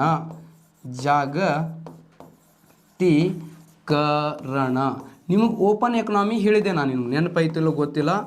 ಓಪನ್ ಎಕನಾಮಿ ಅಂತೇಳಿ ಕರೀದಿದೆ. ಎಕನಾಮಿ ಎಂಥ ಎಕನಾಮಿ? ಓಪನ್ ಎಕನಾಮಿ, ಮುಕ್ತ ಆರ್ಥಿಕ ವ್ಯವಸ್ಥೆ ಹೇಳಿದೆ ನಾನು ನಿಮ್ಗೆ. ಓಪನ್ ಎಕನಾಮಿ ಅಂತಂದ್ರೆ ಏನಪ್ಪ ಅಂತ ಕೇಳಿದ್ರೆ, ಯಾವುದೇ ಒಂದು ದೇಶ ಪ್ರಪಂಚದ ಇತರೆ ದೇಶಗಳೊಂದಿಗೆ ಮುಕ್ತವಾಗಿ ವ್ಯಾಪಾರ ವಹಿವಾಟವನ್ನು ಮಾಡೋದನ್ನು ಏನಂತ ಕರೀತಾರ? ಜಾಗತೀಕರಣ ಅಂತ ಕರೀತಾರ. ಯಾವುದೇ ನಿರ್ಬಂಧನಗಳಿಲ್ಲದೆ ಏನು ಮಾಡೋದು? ವ್ಯಾಪಾರ, ಪ್ರಪಂಚದ ಬೇರೆ ಬೇರೆ ದೇಶಗಳೊಂದಿಗೆ ಏನು ಮಾಡೋದು? ವ್ಯಾಪಾರ ವಹಿವಾಟವನ್ನು ಮಾಡೋದು. ಈ ಗ್ಲೋಬಲೈಸೇಷನ್ ಫಲವಾಗಿ ಏನಂತಂದ್ರೆ ನಮ್ಮ ದೇಶದಲ್ಲಿ ಬೆಳೆದಿರುವಂಥದ್ದು ಬೆಳೆಗಳನ್ನಾಗಿರ್ಬೋದು, ಕಾಳುಗಳನ್ನಾಗಿರ್ಬೋದು, ನಮ್ಮೆಲ್ಲ ಸಾಫ್ಟ್ವೇರ್, ನಮ್ಮೆಲ್ಲ ಟೆಕ್ನಾಲಜಿಗಳನ್ನು ನಾವೇನು ಮಾಡ್ತೀವಿ? ಬೇರೆ ದೇಶಕ್ಕೆ ಮಾರ್ತೀವಿ, ಮತ್ತು ಬೇರೆ ದೇಶದಲ್ಲಿರುವಂಥದ್ದು ವಸ್ತುಗಳನ್ನು ನಾವು ಕೊಂಡ್ಕೊಳ್ತೀವಿ. ಈಗ ಸೌದಿ ಅರೇಬಿಯಾದಿಂದ ಏನು ಮಾಡ್ತೀವಿ ನಾವು? ಪ್ಲಸ್ ಏನಂದ್ರೆ ಗಲ್ಫ್ ಕಂಟ್ರಿಯಿಂದ, ಎಲ್ಲ ಕೊಲ್ಲಿ ರಾಷ್ಟ್ರಗಳಿಂದ ನಾವು ಏನು ಮಾಡ್ತೀವಿ? ಹೈಯೆಸ್ಟ್ ಕ್ರೂಡ್ ಆಯಿಲ್ಗಳನ್ನು ಇಂಪೋರ್ಟ್ ಮಾಡ್ಕೊಳ್ತೀವಿ. ನಾವು ಅವ್ರಿಗೆ ಏನು ಮಾಡ್ತೀವಿ? ಬಾಸುಮತಿ ರೈಸನ್ನು ಎಕ್ಸ್ಪೋರ್ಟ್ ಮಾಡ್ತೀವಿ. ಯಾಕಂದ್ರೆ ಬಿರಿಯಾನಿ ಪಿರಿಯ ಅಂತಂದ್ರೆ ಬಿರಿಯಾನಿಯನ್ನು ಅತಿ ಹೆಚ್ಚು ಏನಂತಂದ್ರೆ ಕನ್ಸ್ಯೂಮ್ ಮಾಡುವಂಥ ದೇಶಗಳು ಏನಂತಂದ್ರೆ ಅಲ್ಲಿ ಕಂಡು ಬರ್ತೈತಿ. ಸೊ ಅದಕ್ಕೆ ಏನಂತಂದ್ರೆ ನಾವು ಅವ್ರಿಗೆ ಎಕ್ಸ್ಪೋರ್ಟ್ ಮಾಡ್ತೀವಿ, ಅವ್ರ ಕಡೆಯಿಂದ ನಾವೇನು ಇಂಪೋರ್ಟ್ ಮಾಡ್ಕೊಳ್ತೀವಿ? ಕ್ರೂಡ್ ಆಯಿಲನ್ನು ಇಂಪೋರ್ಟ್ ಮಾಡ್ಕೊಳ್ತೀವಿ. ಇದು ಯಾವುದರ ಫಲವಾಗಿ ಅಂತಂದ್ರೆ ಗ್ಲೋಬಲೈಸೇಷನ್ ಫಲವಾಗಿ ಅಂತ ಕರಿತೀವಿ, ಜಾಗತೀಕರಣದ ಫಲವಾಗಿ ಅಂತೇಳಿ ಹೇಳಬಹುದು. ಸರಿನಾ? ನೆಕ್ಸ್ಟ್ ಇದಾದ ನಂತರ ಏನಂತಂದ್ರೆ ನಿಮಗೆ ಬರುವಂಥದ್ದು ಉದಾರೀಕರಣ, ಖಾಸಗೀಕರಣ, ಜಾಗತೀಕರಣ. ಇದರ ಬಗ್ಗೆನೇ ಈಗ ಹೇಳಿದ್ದು ಇಷ್ಟೊತ್ತು. ರೈಟ್. ನೆಕ್ಸ್ಟ್ ಏನಂತಂದ್ರೆ ಇದಾದ ನಂತರ ಬಂಡವಾಳ ಹಿಂತೆಗೆತ, ಹೂಡಿಕೆ ಹಿಂತೆಗೆತ. ಯಾವ ಹಿಂತೆಗೆತ? ಬಂಡವಾಳ ಹಿಂತೆಗೆತ ಅಥವಾ ಹೂಡಿಕೆ ಹಿಂತೆಗೆತ. ಇದನ್ನು ಇಂಗ್ಲೀಷ್ ಒಳಗೆ ಡಿಸ್ಇನ್ವೆಸ್ಟ್ಮೆಂಟ್ ಅಂತ ಕರೀತಾರ. ಇನ್ವೆಸ್ಟ್ಮೆಂಟ್, ಡಿಸ್ಇನ್ವೆಸ್ಟ್ಮೆಂಟ್ ಅಂತ ಕರೀತಾರೆ. ಯಾವ ಇನ್ವೆಸ್ಟ್ಮೆಂಟ್? ಡಿಸ್ಇನ್ವೆಸ್ಟ್ಮೆಂಟ್ ಅಂತ ಕರಿತೀವಿ. ಹಾಗಾದರೆ ಡಿಸ್ಇನ್ವೆಸ್ಟ್ಮೆಂಟ್ ಅಂತಂದರೆ ಏನಪ್ಪ? ಬಂಡವಾಳ ಹಿಂತೆಗೆತ ಅಥವಾ ಹೂಡಿಕೆ ಹಿಂತೆಗೆತ ಅಂತಂದ್ರೆ, ಈಗ ಸಿಂಪಲ್ ಆಗಿ ಹೇಳಬೇಕು ಅಂತಂದ್ರೆ, ಈಗ ಹಳ್ಳಿ ಒಳಗೆ ಏನಂತಂದ್ರೆ ಗಲ್ಲಿ ಕ್ರಿಕೆಟ್ ನಡೀತೈತಿ. ಗಲ್ಲಿ ಕ್ರಿಕೆಟ್ ಒಳಗೆ ಕ್ರಿಕೆಟ್ ಆಡುವಾಗ ಈಗ ಏನು ಮಾಡ್ತಾರೆ ಅಂತಂದ್ರೆ, 2 ಟೀಮ್ ಇರ್ತಾವ. ಟೀಮ್ ನಡುವೆ ಏನು ಮಾಡ್ತಾರೆ, ಈಗ ಎ ಟೀಮ್ ಬಿ ಟೀಮ್ ಅಂತೇಳಿ ಮಾಡ್ಕೊಳ್ತಾರೆ. ಎ ಟೀಮ್ ಮತ್ತು ಬಿ ಟೀಮ್ ಮತ್ತೇನಂತಂದ್ರೆ ಬೆಟ್ಟಿಂಗ್ ಆಡ್ತಾರಲ್ಲ ಅವ್ರು, ಎಷ್ಟು ರೂಪಾಯಿ ಅಂತ ಕೇಳಿದ್ರೆ ಎ ಟೀಮ್ದವ್ರು ಅಂತಾರೆ, ನಮ್ದು ಏನಂತಂದ್ರೆ 5 ರೂಪಾಯಿ ಅಂತ, 500 ರೂಪಾಯಿ ಅಂತಾರೆ. 5 ರೂಪಾಯಿ ಸಣ್ಣ ಹುಡುಗರು ಆಡ್ತಾರೆ ಅವ್ರು. ಓಕೆ, ಇವ್ರು ಹೇಳ್ತಾರೆ 500 ರೂಪಾಯಿ ನಂದು. ಅವಾಗ ಏನು ಹೇಳ್ತಾರೆ, ಅವ್ರ ಟೀಮ್ ಒಳಗೆ ಒಂದು 11 ಜನ ಇರ್ತಾರಲ್ಲ, ಮಂಜ ನಿಂದೆಷ್ಟು, ಕಲ್ಯಾಣ ನಿಂದೆಷ್ಟು ಅಂತೇಳಿ ಎಲ್ರದ್ದು ದುಡ್ಡು ಏನು ಮಾಡ್ತಾರೆ, ಕಲೆಕ್ಟ್ ಮಾಡೋದು. ಅದರೊಳಗೆ ಸಂಖ್ಯಾ ನಾವು ಏನು ಮಾಡಿರ್ತಾನೆ, ಅವನು ಒಂದು 100 ರೂಪಾಯಿ ಹಾಕಿರ್ತಾನೆ. ಓಕೆ, 500 ರೂಪಾಯಿ ದುಡ್ಡನ್ನು ಹಾಕಿ ಏನು ಮಾಡ್ತಾರೆ, ಈ ಬಿ ಟೀಮ್ ಜೊತೆಯಲ್ಲಿ ಅವ್ರು ಏನಂದ್ರೆ ಮ್ಯಾಚ್ ಆಡ್ತಿರ್ತಾರೆ. ಮ್ಯಾಚ್ ಆಡೋ ಟೈಮ್ ಒಳಗೆ ಈ ಎ ಟೀಮ್ ಏನಂದ್ರೆ ಸೋಲುವ ಸ್ಟೇಜಲ್ಲಿ ಇರ್ತದೆ. ಸೋಲುವ ಸ್ಟೇಜ್ ಇದ್ದಾಗ ಸಂಖ್ಯಾ 100 ರೂಪಾಯಿ ಹಾಕಿದೋ, ನಾನು ಒಲ್ಲ, ನನ್ನ ರೊಕ್ಕ ನನಗೆ ಕೊಡ್ರಿ, ನಾನು ಸೋಲ್ತಿತ್ತು ಅಂತೇಳಿ ನಾನು ಅಂದ್ಕೊಂಡಿರಲಿಲ್ಲ, ನೀವು ಗೆಲ್ತಿತ್ತು ಅಂತೇಳಿ ನಾನು ಹಾಕೀನಿ, ನನ್ನ ರೊಕ್ಕ ನನಗೆ ಕೊಡ್ರಿ ಅಂಥೇಳಿ ದುಡ್ಡನ್ನು ಹೊಳ್ಳಿ ತೊಗೊಂಡು ಹೋಗ್ತಾನಲ್ಲ, ಜಗಳ ಆಡ್ಕೊಂಡು ಹಂಗೆ ಹರ್ಕೊಂಡು ಹೋಗ್ತಾನಲ್ಲ, ಅದನ್ನು ಏನಂತ ಕರಿತೀವಿ, ಬಂಡವಾಳ ಹಿಂತೆಗೆತ ಅಥವಾ ಹೂಡಿಕೆ ಹಿಂತೆಗೆತ ಅಂತ ಕರೀತಾರೆ. ಯಾವ ಹಿಂತೆಗೆತ? ಬಂಡವಾಳ ಹಿಂತೆಗೆತ ಅಥವಾ ಹೂಡಿಕೆ ಹಿಂತೆಗೆತ ಅಂತ ಕರೀತಾರೆ ಸ್ನೇಹಿತರೆ. ಇಷ್ಟು ನೆನ್ಪಿಟ್ಕೊಳ್ಬೇಕು. ಈಗಾಗಲೇ ಏನಂತಂದ್ರೆ, ಯಾವುದೇ ಒಂದು ಕಂಪನಿಯಲ್ಲಿ ದುಡ್ಡನ್ನು ಇನ್ವೆಸ್ಟ್ಮೆಂಟ್ ಮಾಡಿದಾಗ ಆ ಕಂಪ್ನಿ ಸತತವಾಗಿ ನಷ್ಟದಲ್ಲಿ ಮುಂದುವರಿತಿರುವಾಗ ಆ ಕಂಪ್ನಿಯಲ್ಲಿ ಇನ್ವೆಸ್ಟ್ಮೆಂಟ್ ಮಾಡಿರುವಂಥ ಕ್ಯಾಪಿಟಲ್ ಅಥವಾ ಬಂಡವಾಳನ ಹಿಂಪಡೆದುಕೊಳ್ಳುವುದನ್ನೇ ಅಥವಾ ಹಿಂದಕ್ಕೆ ಪಡೆದುಕೊಳ್ಳುವುದನ್ನೇ ಏನಂತ ಕರೀತಾರೆ? ಬಂಡವಾಳ ಹಿಂತೆಗೆತ. ಇಂಪಾರ್ಟೆಂಟ್ ಕೇಳ್ಯಾರ, ಬಂಡವಾಳ ಹಿಂತೆಗೆತ, ಹೂಡಿಕೆ ಹಿಂತೆಗೆತ.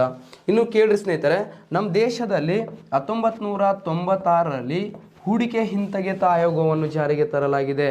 ಡಿಸ್ಇನ್ವೆಸ್ಟ್ಮೆಂಟ್ ಕಮಿಷನನ್ನು ಜಾರಿಗೆ ತಂದಾರ. ಯಾವ ಕಮಿಷನ್? ಕಮಿಷನ್ ಹೂಡಿಕೆ ಹಿಂತೆಗೆತ ಆಯೋಗವನ್ನು ಜಾರಿಗೆ ತರಲಾಗಿದೆ. ಯಾವಾಗಂದ್ರೆ 1996ಅಲ್ಲಿ. ಯಾವ ಆಯೋಗ? ಹೂಡಿಕೆ ಹಿಂತೆಗೆತ ಆಯೋಗವನ್ನು ಜಾರಿಗೆ ತರಲಾಗಿದೆ 1996. ಸ್ನೇಹಿತರೆ, ಎಷ್ಟು ನೆನಪಿರಬೇಕು, ಬಂಡವಾಳ ಹಿಂತೆಗೆತ ಆಯೋಗ ಅಥವಾ ಡಿಸ್ಇನ್ವೆಸ್ಟ್ಮೆಂಟ್ ಅಂತ ಕರಿತೀವಿ. ಇನ್ನೊಂದು ಏನಂತಂದ್ರೆ ಇಂಪಾರ್ಟೆಂಟ್ ಆಗಿರುವಂಥ ಕಾನ್ಸೆಪ್ಟ್, ಕರೆಂಟ್ ಅಫೇರ್ಸ್ ರಿಲೇಟೆಡ್, ರಾಷ್ಟ್ರೀಯ ನಗದೀಕರಣ ಅಂತೇಳಿ ಬರ್ತಿತ್ತು ನಿಮಗೆ. ಯಾವುದು? ರಾಷ್ಟ್ರೀಯ ನಗದೀಕರಣ. ಕನ್ನಡ ಒಳಗೆ ರಾಷ್ಟ್ರೀಯ ನಗದೀಕರಣ ಅಂತ ಕರಿತೀವಿ. ಇಂಗ್ಲೀಷ್ ಒಳಗೆ ಏನಂತಂದ್ರೆ ನ್ಯಾಷನಲ್ ಮಾನಿಟೈಸೇಷನ್ ಪೈಪ್ಲೈನ್ ಅಂತ ಕರೀತಾರೆ. ನ್ಯಾಷನಲ್ ಮಾನಿಟೈಸೇಷನ್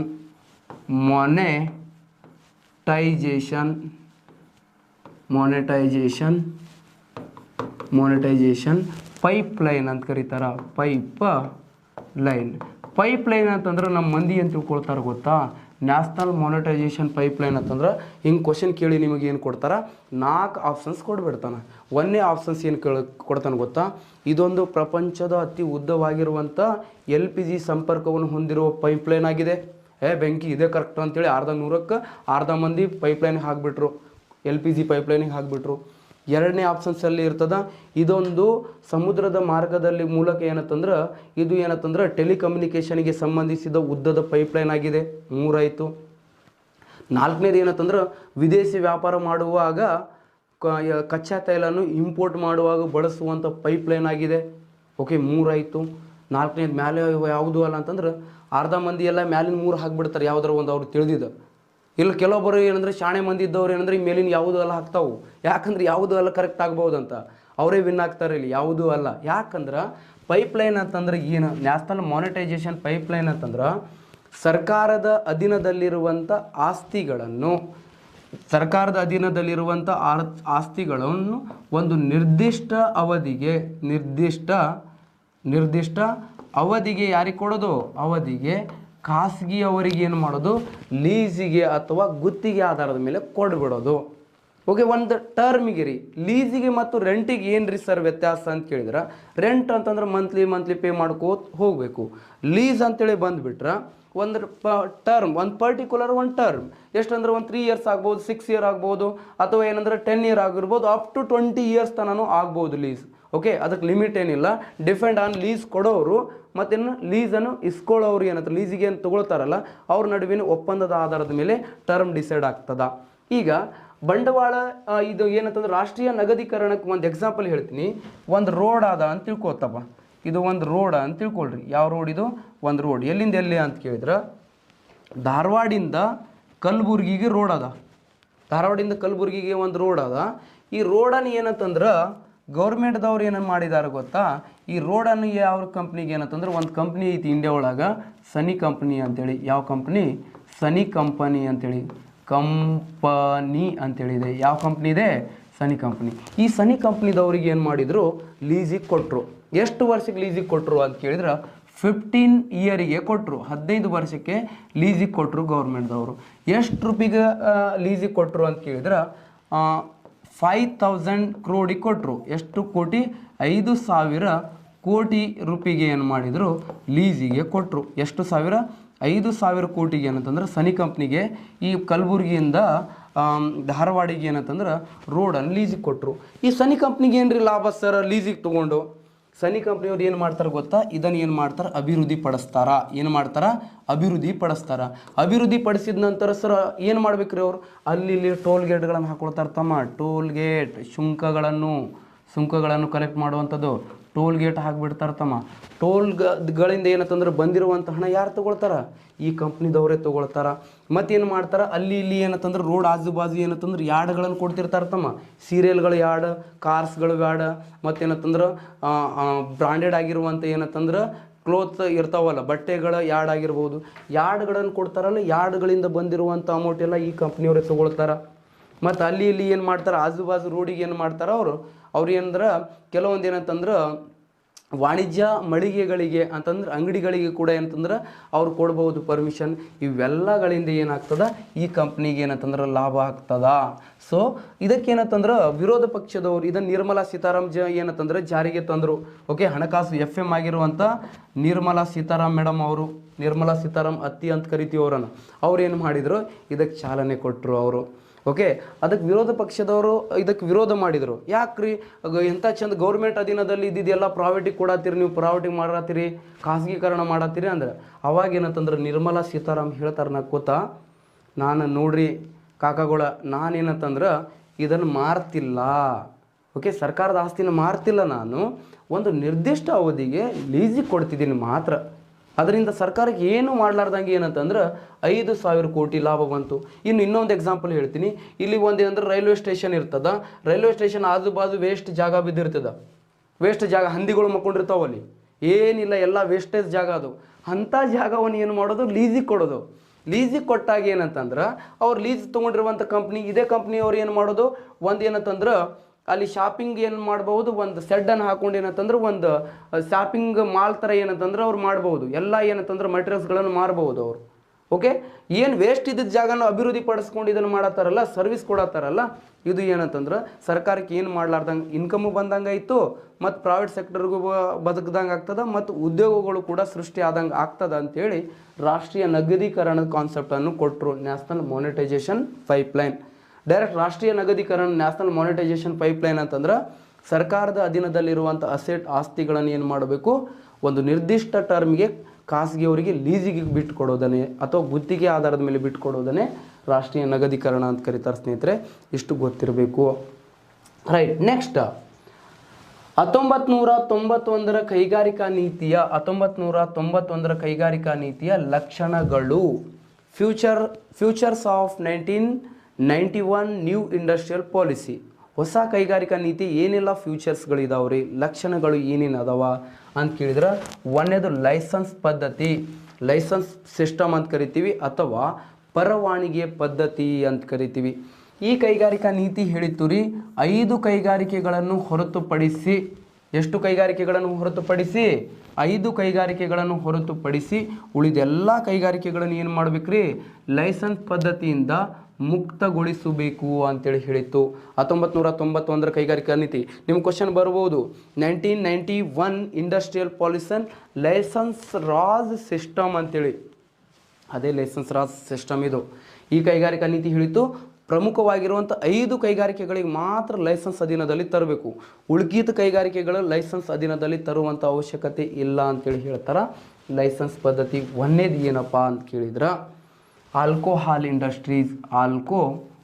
ಆಲ್ಕೋಹಾಲ್ ಇಂಡಸ್ಟ್ರೀಸ್ ಅಂದ್ರೆ ಆಲ್ಕೋಹಾಲ್ ಕೈಗಾರಿಕೆಗಳು. ಎಂಥದ್ದು? ಲಿಕ್ಕರ್ ಇಂಡಸ್ಟ್ರೀಸ್ಗಳಿಗೆ ಕಂಪಲ್ ಲೈಸೆನ್ಸ್ ಬೇಕು.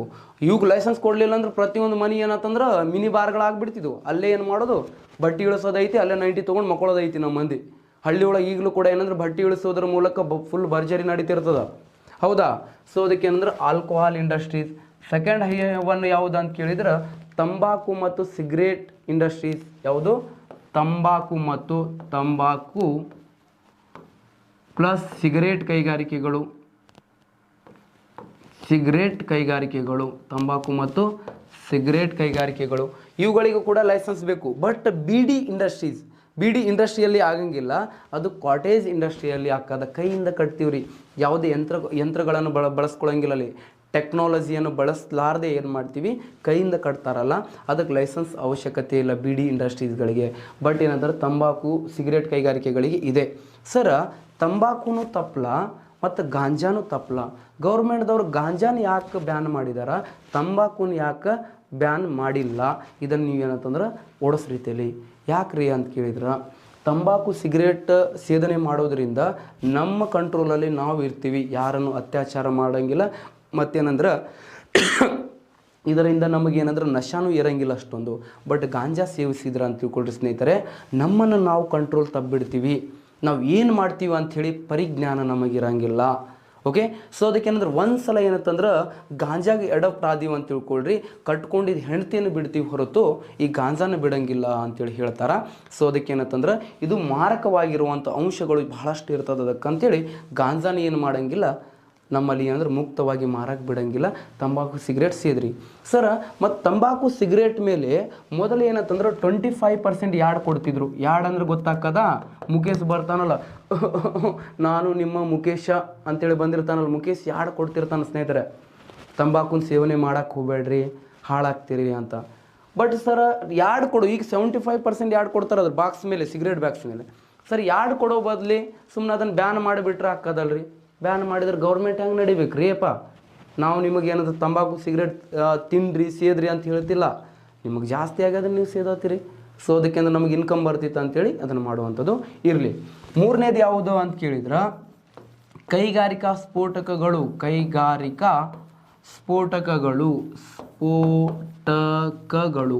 ಓಕೆ, ಕೈಗಾರಿಕಾ ಸ್ಫೋಟಕಗಳು ಅಂದ್ರೆ ಕೆಲವೊಂದು ಡೈನಾಮಿಕ್ ಇಂಡಸ್ಟ್ರೀಸ್ಗಳು ಇರ್ತವೆ.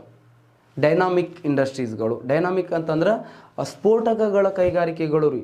ಅಂತಂದ್ರೆ ನಿಮ್ಮ ಪಟಾಕಿ ಇಂಡಸ್ಟ್ರೀಸ್ಗಳಾಗಿರ್ಬೋದು, ಸುರ್ಸುರು ಬತ್ತಿ, ಕೆಲವೊಂದು ಸ್ಫೋಟಕಗಳು ತಯಾರಾಗ್ತಾವ್ರಿ, ಸಿಡುಮದ್ದು ಅಂಥ ಕೈಗಾರಿಕೆಗಳಿಗೆ ಲೈಸೆನ್ಸ್ ಬೇಕು. ಇವು ಮತ್ತು ನಾಲ್ಕನೇದು ಯಾವುದು ಅಂತಂದ್ರೆ ಅಪಾಯಕಾರಿ ರಾಸಾಯನಿಕಗಳು. ಅಪಾಯಕಾರಿ ರಾಸಾಯನಿಕ ಕೈಗಾರಿಕೆಗಳು ಡೇಂಜರಸ್ ಆಗಿರುವಂಥ ಕೆಮಿಕಲ್ ಇಂಡಸ್ಟ್ರೀಸ್ಗಳು. ಕೆಲವೊಂದು ಡೇಂಜರ್ ಆಗಿರುವಂಥ ಕೆಮಿಕಲ್ ಇಂಡಸ್ಟ್ರೀಸ್ಗಳು ಇರ್ತಾವ್ರಿ, ಅವುಗಳಿಗೂ ಕೂಡ ಅಂದರೆ ಕಂಪಲ್ ಲೈಸೆನ್ಸ್ ಬೇಕು. ಇನ್ನು ಐದನೇದು ಯಾವುದಪ್ಪ ಅಂತ ಕೇಳಿದ್ರೆ ರಕ್ಷಣೆ ಮತ್ತು ಬಾಹ್ಯಾಕಾಶಕ್ಕೆ ಸಂಬಂಧಿಸಿದ ಕೈಗಾರಿಕೆಗಳು. ರಕ್ಷಣೆ ಪ್ಲಸ್ ಬಾಹ್ಯಾಕಾಶಕ್ಕೆ ಸಂಬಂಧಿಸಿದ ಕೈಗಾರಿಕೆಗಳು. ರಕ್ಷಣೆ ಮತ್ತು ಬಾಹ್ಯಾಕಾಶ. ರಕ್ಷಣೆ ಅಂದರೆ ಡಿಫೆನ್ಸ್ ರಿಲೇಟೆಡ್ ಮತ್ತು ಸ್ಪೇಸ್ಗೆ ರಿಲೇಟೆಡ್ ಆಗಿರುವಂಥ ಇಂಡಸ್ಟ್ರೀಸ್. ರಕ್ಷಣೆ ಅಂತಂದ್ರೆ ಬಂದೂಕು ಮತ್ತು ಎಲ್ಲ ಏನಂತಂದ್ರೆ ಮುಕ್ತವಾಗಿ ಏನಂತಂದ್ರೆ ಉತ್ಪಾದನೆ ಮಾಡೋಕ್ಕೆ ಕೊಡೋಂಗಿಲ್ಲ ನಮ್ಮಲ್ಲಿ. ಅದನ್ನು ಗೌರ್ಮೆಂಟ್ ಅಂಡರಲ್ಲಿ ಮಾಡಬೇಕು. ಮತ್ತೇನಂತಂದ್ರೆ ಗೌರ್ಮೆಂಟ್ ಒಡೆತನದಲ್ಲೇ ಇರ್ತದೆ. ಮತ್ತು ಪ್ರೈವೇಟ್ ಸೆಕ್ಟರಲ್ಲಿ ಏನಂತಂದ್ರೆ ಅದನ್ನು ಅವಕಾಶ ಕೊಟ್ಟರೆ ಬಿಟ್ಟಾರೆ ಯಾರು ಬೇಕಾದ್ರೂ ಬಂದೂಕು ಇಟ್ಕೊಂಡು ಏನಂತಂದ್ರೆ ಮುಕ್ತವಾಗಿ ಈ ಕಾಯಿಪಲ್ಯ ಹೆಂಗೆ ಮಾಡ್ತಾರೆ ಹಂಗೆ ಬಂದೂಕು ಮಚ್ಚು ಚೂರಿ ಮಾರಾಟ ಮಾಡಿದರೆ ಹೆಂಗಾಗ್ಬೋದಿತ್ತು? ಒಂದು ಮಾತು ಎತ್ತಿದ್ರೆ ಚುಚ್ಚಿ ಬಿಡ್ತಿದ್ರು ಮುಂದೆ ಬಂದು ಮಂದಿ. ಮತ್ತೇನು ಮನುಷ್ಯ ಕುಲಕ್ಕೆ ಏನ್ರಿ ಅರ್ಥ ಏನಿರ್ತಿತ್ತು? ಎಲ್ಲೇ ಐತಲ್ಲಿ ಬೀದಿಯಲ್ಲಿ ಹೆಣಗಳು ಬೀಳ್ತಿದ್ವು. ಸೊ ಅದಕ್ಕೆ ಇವುಗಳಿಗೆ ಲೈಸೆನ್ಸ್ ಬೇಕು. ಮುಕ್ತವಾಗಿ ಏನಂದ್ರೆ ಉತ್ಪಾದನೆ ಮಾಡೋಕ್ಕೆ ಕೊಡೋಂಗಿಲ್ಲ. ಮತ್ತು ಬಾಹ್ಯಾಕಾಶ ಸ್ಪೇಸ್ ಎಕ್ಸಿಗೆ ರಿಲೇಟೆಡ್ ಆಗಿರುವಂಥದ್ದನ್ನು ಏನಂತಂದ್ರೆ ರಾಕೆಟ್ಗಳನ್ನೆಲ್ಲ ಏನಂತಂದ್ರೆ ನಿಮ್ಗೆ ನಾನು ರಾಕೆಟ್ ಮಾಡಿ ಅಂದ್ರೆ ನಿನ್ನ ಮನೆ ಮೇಲೆ ನೀ ಹಾರಿಸ್ತಿತ್ತಮ್ಮ, ಅದು ಏನಂತಂದ್ರೆ ಅದು ಸಕ್ಸಸ್ ಆಗ್ಲಾರ್ದ ನಿನ್ನ ಮನೆ ಮೇಲೆ ಬೀಳಂಗಿಲ್ಲ, ಅದು ಬಾಜು ಮನೆಯವ್ರ ಮೇಲೆ ಬಂದು ಬೀಳ್ತೈತಿ. ಸೊ ಅದಕ್ಕೇನಂದ್ರೆ ಇವುಗಳಿಗೂ ಕೂಡ ಲೈಸೆನ್ಸ್ ಬೇಕು. ಸೊ ಈ 5 ಕೈಗಾರಿಕೆಗಳು ಕೇಳ್ಯಾರ ಸ್ನೇಹಿತರೆ, IAS ಕೇಳ್ಯಾರ, IAS. ಈ 5 ಕೈಗಾರಿಕೆಗಳು ಪ್ರತಿಯೊಬ್ಬ ಕಾಂಪಿಟೇಟಿವ್ ಓದೋನಿಗೆ ಏನು ಮಾಡಬೇಕು, ಈ 5 ಇಂಡಸ್ಟ್ರೀಸ್ಗಳ ಬಗ್ಗೆ ಏನಂತಂದ್ರೆ ಗೊತ್ತಿರಲೇಬೇಕು. 1ನೇದು ಆಲ್ಕೋಹಾಲ್, 2ನೇದು ತಂಬಾಕು, 3ನೇದು ಕೈಗಾರಿಕಾ ಸ್ಫೋಟಕಗಳು, 4ನೇದು ಅಪಾಯಕಾರಿ ರಾಸಾಯನಿಕಗಳು, 5ನೇದು ರಕ್ಷಣೆ ಮತ್ತು ಬಾಹ್ಯಾಕಾಶಕ್ಕೆ ಸಂಬಂಧಿಸಿದ ಕೈಗಾರಿಕೆಗಳು ಸ್ನೇಹಿತರೆ. ಮತ್ತು 2ನೇ ಅಂಶ ಏನ್ರಿ ಕೈಗಾರಿಕಾ ನೀತಿಯಲ್ಲಿ, ಕೈಗಾರಿಕೆಗಳ ಸ್ಥಾನೀಕರಣ, ಇಂಡಸ್ಟ್ರೀಸ್ಗಳ ಲೊಕೇಶನನ್ನು ಗುರುತು ಮಾಡೋದ್ರಿ. ಲೊಕೇಶನ್ ಗುರುತು ಮಾಡೋದು ಅಂತಂದ್ರೆ 10 ಮಿಲಿಯನ್ಗಿಂತ 10 ಮಿಲಿಯನ್ಗಿಂತ ಹೆಚ್ಚು ಜನಸಂಖ್ಯೆಯನ್ನು ಹೊಂದಿದ ಎಷ್ಟು ಮಿಲಿಯನ್ಗಿಂತ ಹೆಚ್ಚು, 10 ಮಿಲಿಯನ್ಗಿಂತ ಹೆಚ್ಚು ಜನಸಂಖ್ಯೆಯನ್ನು ಹೊಂದಿದ ನಗರ ಪ್ರದೇಶಗಳಿಂದ ಇಂಥವು ಅಪಾಯಕಾರಿ ಕೈಗಾರಿಕೆಗಳನ್ನು, ಡೇಂಜರಸ್ ಆಗಿರುವಂಥ ಕೈಗಾರಿಕೆಗಳನ್ನು ಇಂಥ ನಗರಗಳಿಂದ 25 ಕಿಲೋಮೀಟರ್ ದೂರದಲ್ಲಿ ಸ್ಥಾಪನೆ ಮಾಡಬೇಕಂತೇಳಿ ಶಿಫಾರಸು ಮಾಡಿತ್ತು. ದೂರದಲ್ಲಿ ಅಪಾಯಕಾರಿ ಕೈಗಾರಿಕೆಗಳನ್ನು ಎಷ್ಟು ಕಿಲೋಮೀಟರ್ ದೂರದಲ್ಲಿ, 25 ಕಿಲೋಮೀಟರ್ ದೂರದಲ್ಲಿ ಸ್ಥಾಪಿಸುವಂತೆ ಶಿಫಾರಸು ಮಾಡಿತ್ತು ಸ್ನೇಹಿತರೆ. ನೆಕ್ಸ್ಟ್ ಈ ಕೈಗಾರಿಕಾ ನೀತಿಯಲ್ಲಿ ನೆಕ್ಸ್ಟ್ ಏನಂತಂದ್ರೆ ಯಾವುದಕ್ಕೆ ಆದ್ಯತೆ ಕೊಡ್ತಿತ್ತು ಅಂತ ಕೇಳಿದ್ರೆ, ನೆಕ್ಸ್ಟ್ ಈ ಕೈಗಾರಿಕಾ ನೀತಿಯಲ್ಲಿ ಪ್ರಾದೇಶಿಕ ಅಸಮತೋಲನವನ್ನು ಹೋಗಲಾಡಿಸಬೇಕು. ಲಾಸ್ಟ್ ಕ್ಲಾಸ್ ಒಳಗೆ ಹೇಳಿದೆ, ಪ್ರಾದೇಶಿಕ ಅಸಮತೋಲನವನ್ನು ಹೋಗಲಾಡಿಸ್ಬೇಕಂತಂದ್ರೆ ಹಿಂದುಳಿದ ಪ್ರದೇಶಗಳಲ್ಲಿ ಸಾರ್ವಜನಿಕ ವಲಯದ ಕೈಗಾರಿಕೆಗಳನ್ನು ಸ್ಥಾಪನೆ ಮಾಡಬೇಕು ಅಂತಂದ್ರೆ, ಡೆವಲಪ್ ಆಗದೇ ಇರುವಂಥ ಪ್ರದೇಶಗಳಲ್ಲಿ ಕೈಗಾರಿಕೆಗಳನ್ನು ಸ್ಥಾಪನೆ ಮಾಡಬೇಕು. ಎಂಥ ಕೈಗಾರಿಕೆಗಳನ್ನು ಸ್ಥಾಪನೆ ಮಾಡಬೇಕು ಅಂತ ಕೇಳಿದ್ರೆ, ಈಗ ಪಬ್ಲಿಕ್ ಸೆಕ್ಟರ್ ಕಂಪ್ನೀಸ್ಗಳನ್ನು ಸ್ಥಾಪನೆ ಮಾಡಬೇಕು, ಸರ್ಕಾರಿ ಸ್ವಾಮ್ಯದ ಕಂಪ್ನಿಗಳನ್ನು ಸ್ಥಾಪನೆ ಮಾಡಬೇಕು. ಹಿಂದುಳಿದ ಪ್ರದೇಶಗಳಲ್ಲಿ ಸರ್ಕಾರಿ ಸ್ವಾಮ್ಯದ ಕಂಪ್ನಿಗಳನ್ನು ಸ್ಥಾಪನೆ ಮಾಡೋದ್ರಿಂದ ಆ ಪ್ರದೇಶ ಅಭಿವೃದ್ಧಿ ಆಗ್ತದೆ ಅಂತೇಳಿ ಹೇಳ್ತಾರೆ ಸ್ನೇಹಿತರೆ. ನೋಡಿ ಸ್ನೇಹಿತರೆ, ನಾಳೆ ಏನಂತಂದ್ರೆ ಇಂಪಾರ್ಟೆಂಟ್ ಆಗಿರುವಂಥ ಡೇ ಇದೆ. ನಾಳೆ ಯಾರು ಮರಿಬಾರ್ದು, ನಮ್ಮ ಶಿಕ್ಷಣ ಪ್ರೇಮಿ ಆಗಿರುವಂಥ ಸಂತೋಷ್ ಲಾಡ್ ಸರ್ ಅವ್ರದ್ದು ಏನಂತಂದ್ರೆ ನಾಳೆ ಜನ್ಮದಿನ ಇರುವುದರಿಂದ ನಾವೆಲ್ಲರೂ ನಾಳೆ ಏನಂತಂದ್ರೆ, ನಾಳೆ ಸಂಡೇ ಇರೋದರಿಂದ ನಾಳೆ ಎಲ್ಲರೂ ಫ್ರೀ ಇರ್ತೀರಿ. ಸಂತೋಷ್ ಲಾಡ್ ಸರ್ ಅವರು ಏನಂತಂದ್ರೆ ನಿಮಗೋಸ್ಕರ ಇಷ್ಟೆಲ್ಲ ಮಾಡಿದ್ದಾರೆ ಅಂತಂದ್ರೆ, ನೀವು ಅವ್ರಿಗೋಸ್ಕರ ಒಂದು ಚಿಕ್ಕ ಕೊಡುಗೆ, ನಿಮ್ಮಿಂದ ಜಾಸ್ತಿ ಏನು ಬಯಸ್ತಿಲ್ಲ, ಒಂದು ಚಿಕ್ಕದಾಗಿರುವಂಥ ಕೊಡುಗೆಯನ್ನು ನಿಮ್ಮಿಂದ ಸಾಧ್ಯ ಆದ್ರೆ ಒಂದು ಏನಂದ್ರೆ ಸಸಿಯನ್ನು ನೀಡೋದರ ಮೂಲಕ ಸಂತೋಷ್ ಲಾಡ್ ಸರ್ ಅವರಿಗೆ ಏನಂತಂದ್ರೆ ಬರ್ಡೇಯನ್ನು ವಿಶನ್ನು ಮಾಡೋದ್ರ ಮೂಲಕ ಒಂದು ವಿಡಿಯೋವನ್ನು ಮಾಡಿ ನಿಮಗೆ ಟ್ಯಾಗ್ ಮಾಡಿದ್ರೆ, ನಿಮ್ಮ ಇನ್ಸ್ಟಾಗ್ರಾಮ್ ಮತ್ತು ಫೇಸ್ಬುಕ್ ಪೇಜಲ್ಲಿ ಅಪ್ಲೋಡ್ ಮಾಡಿದ್ರೆ ಅದಕ್ಕಿಂತ ದೊಡ್ಡದು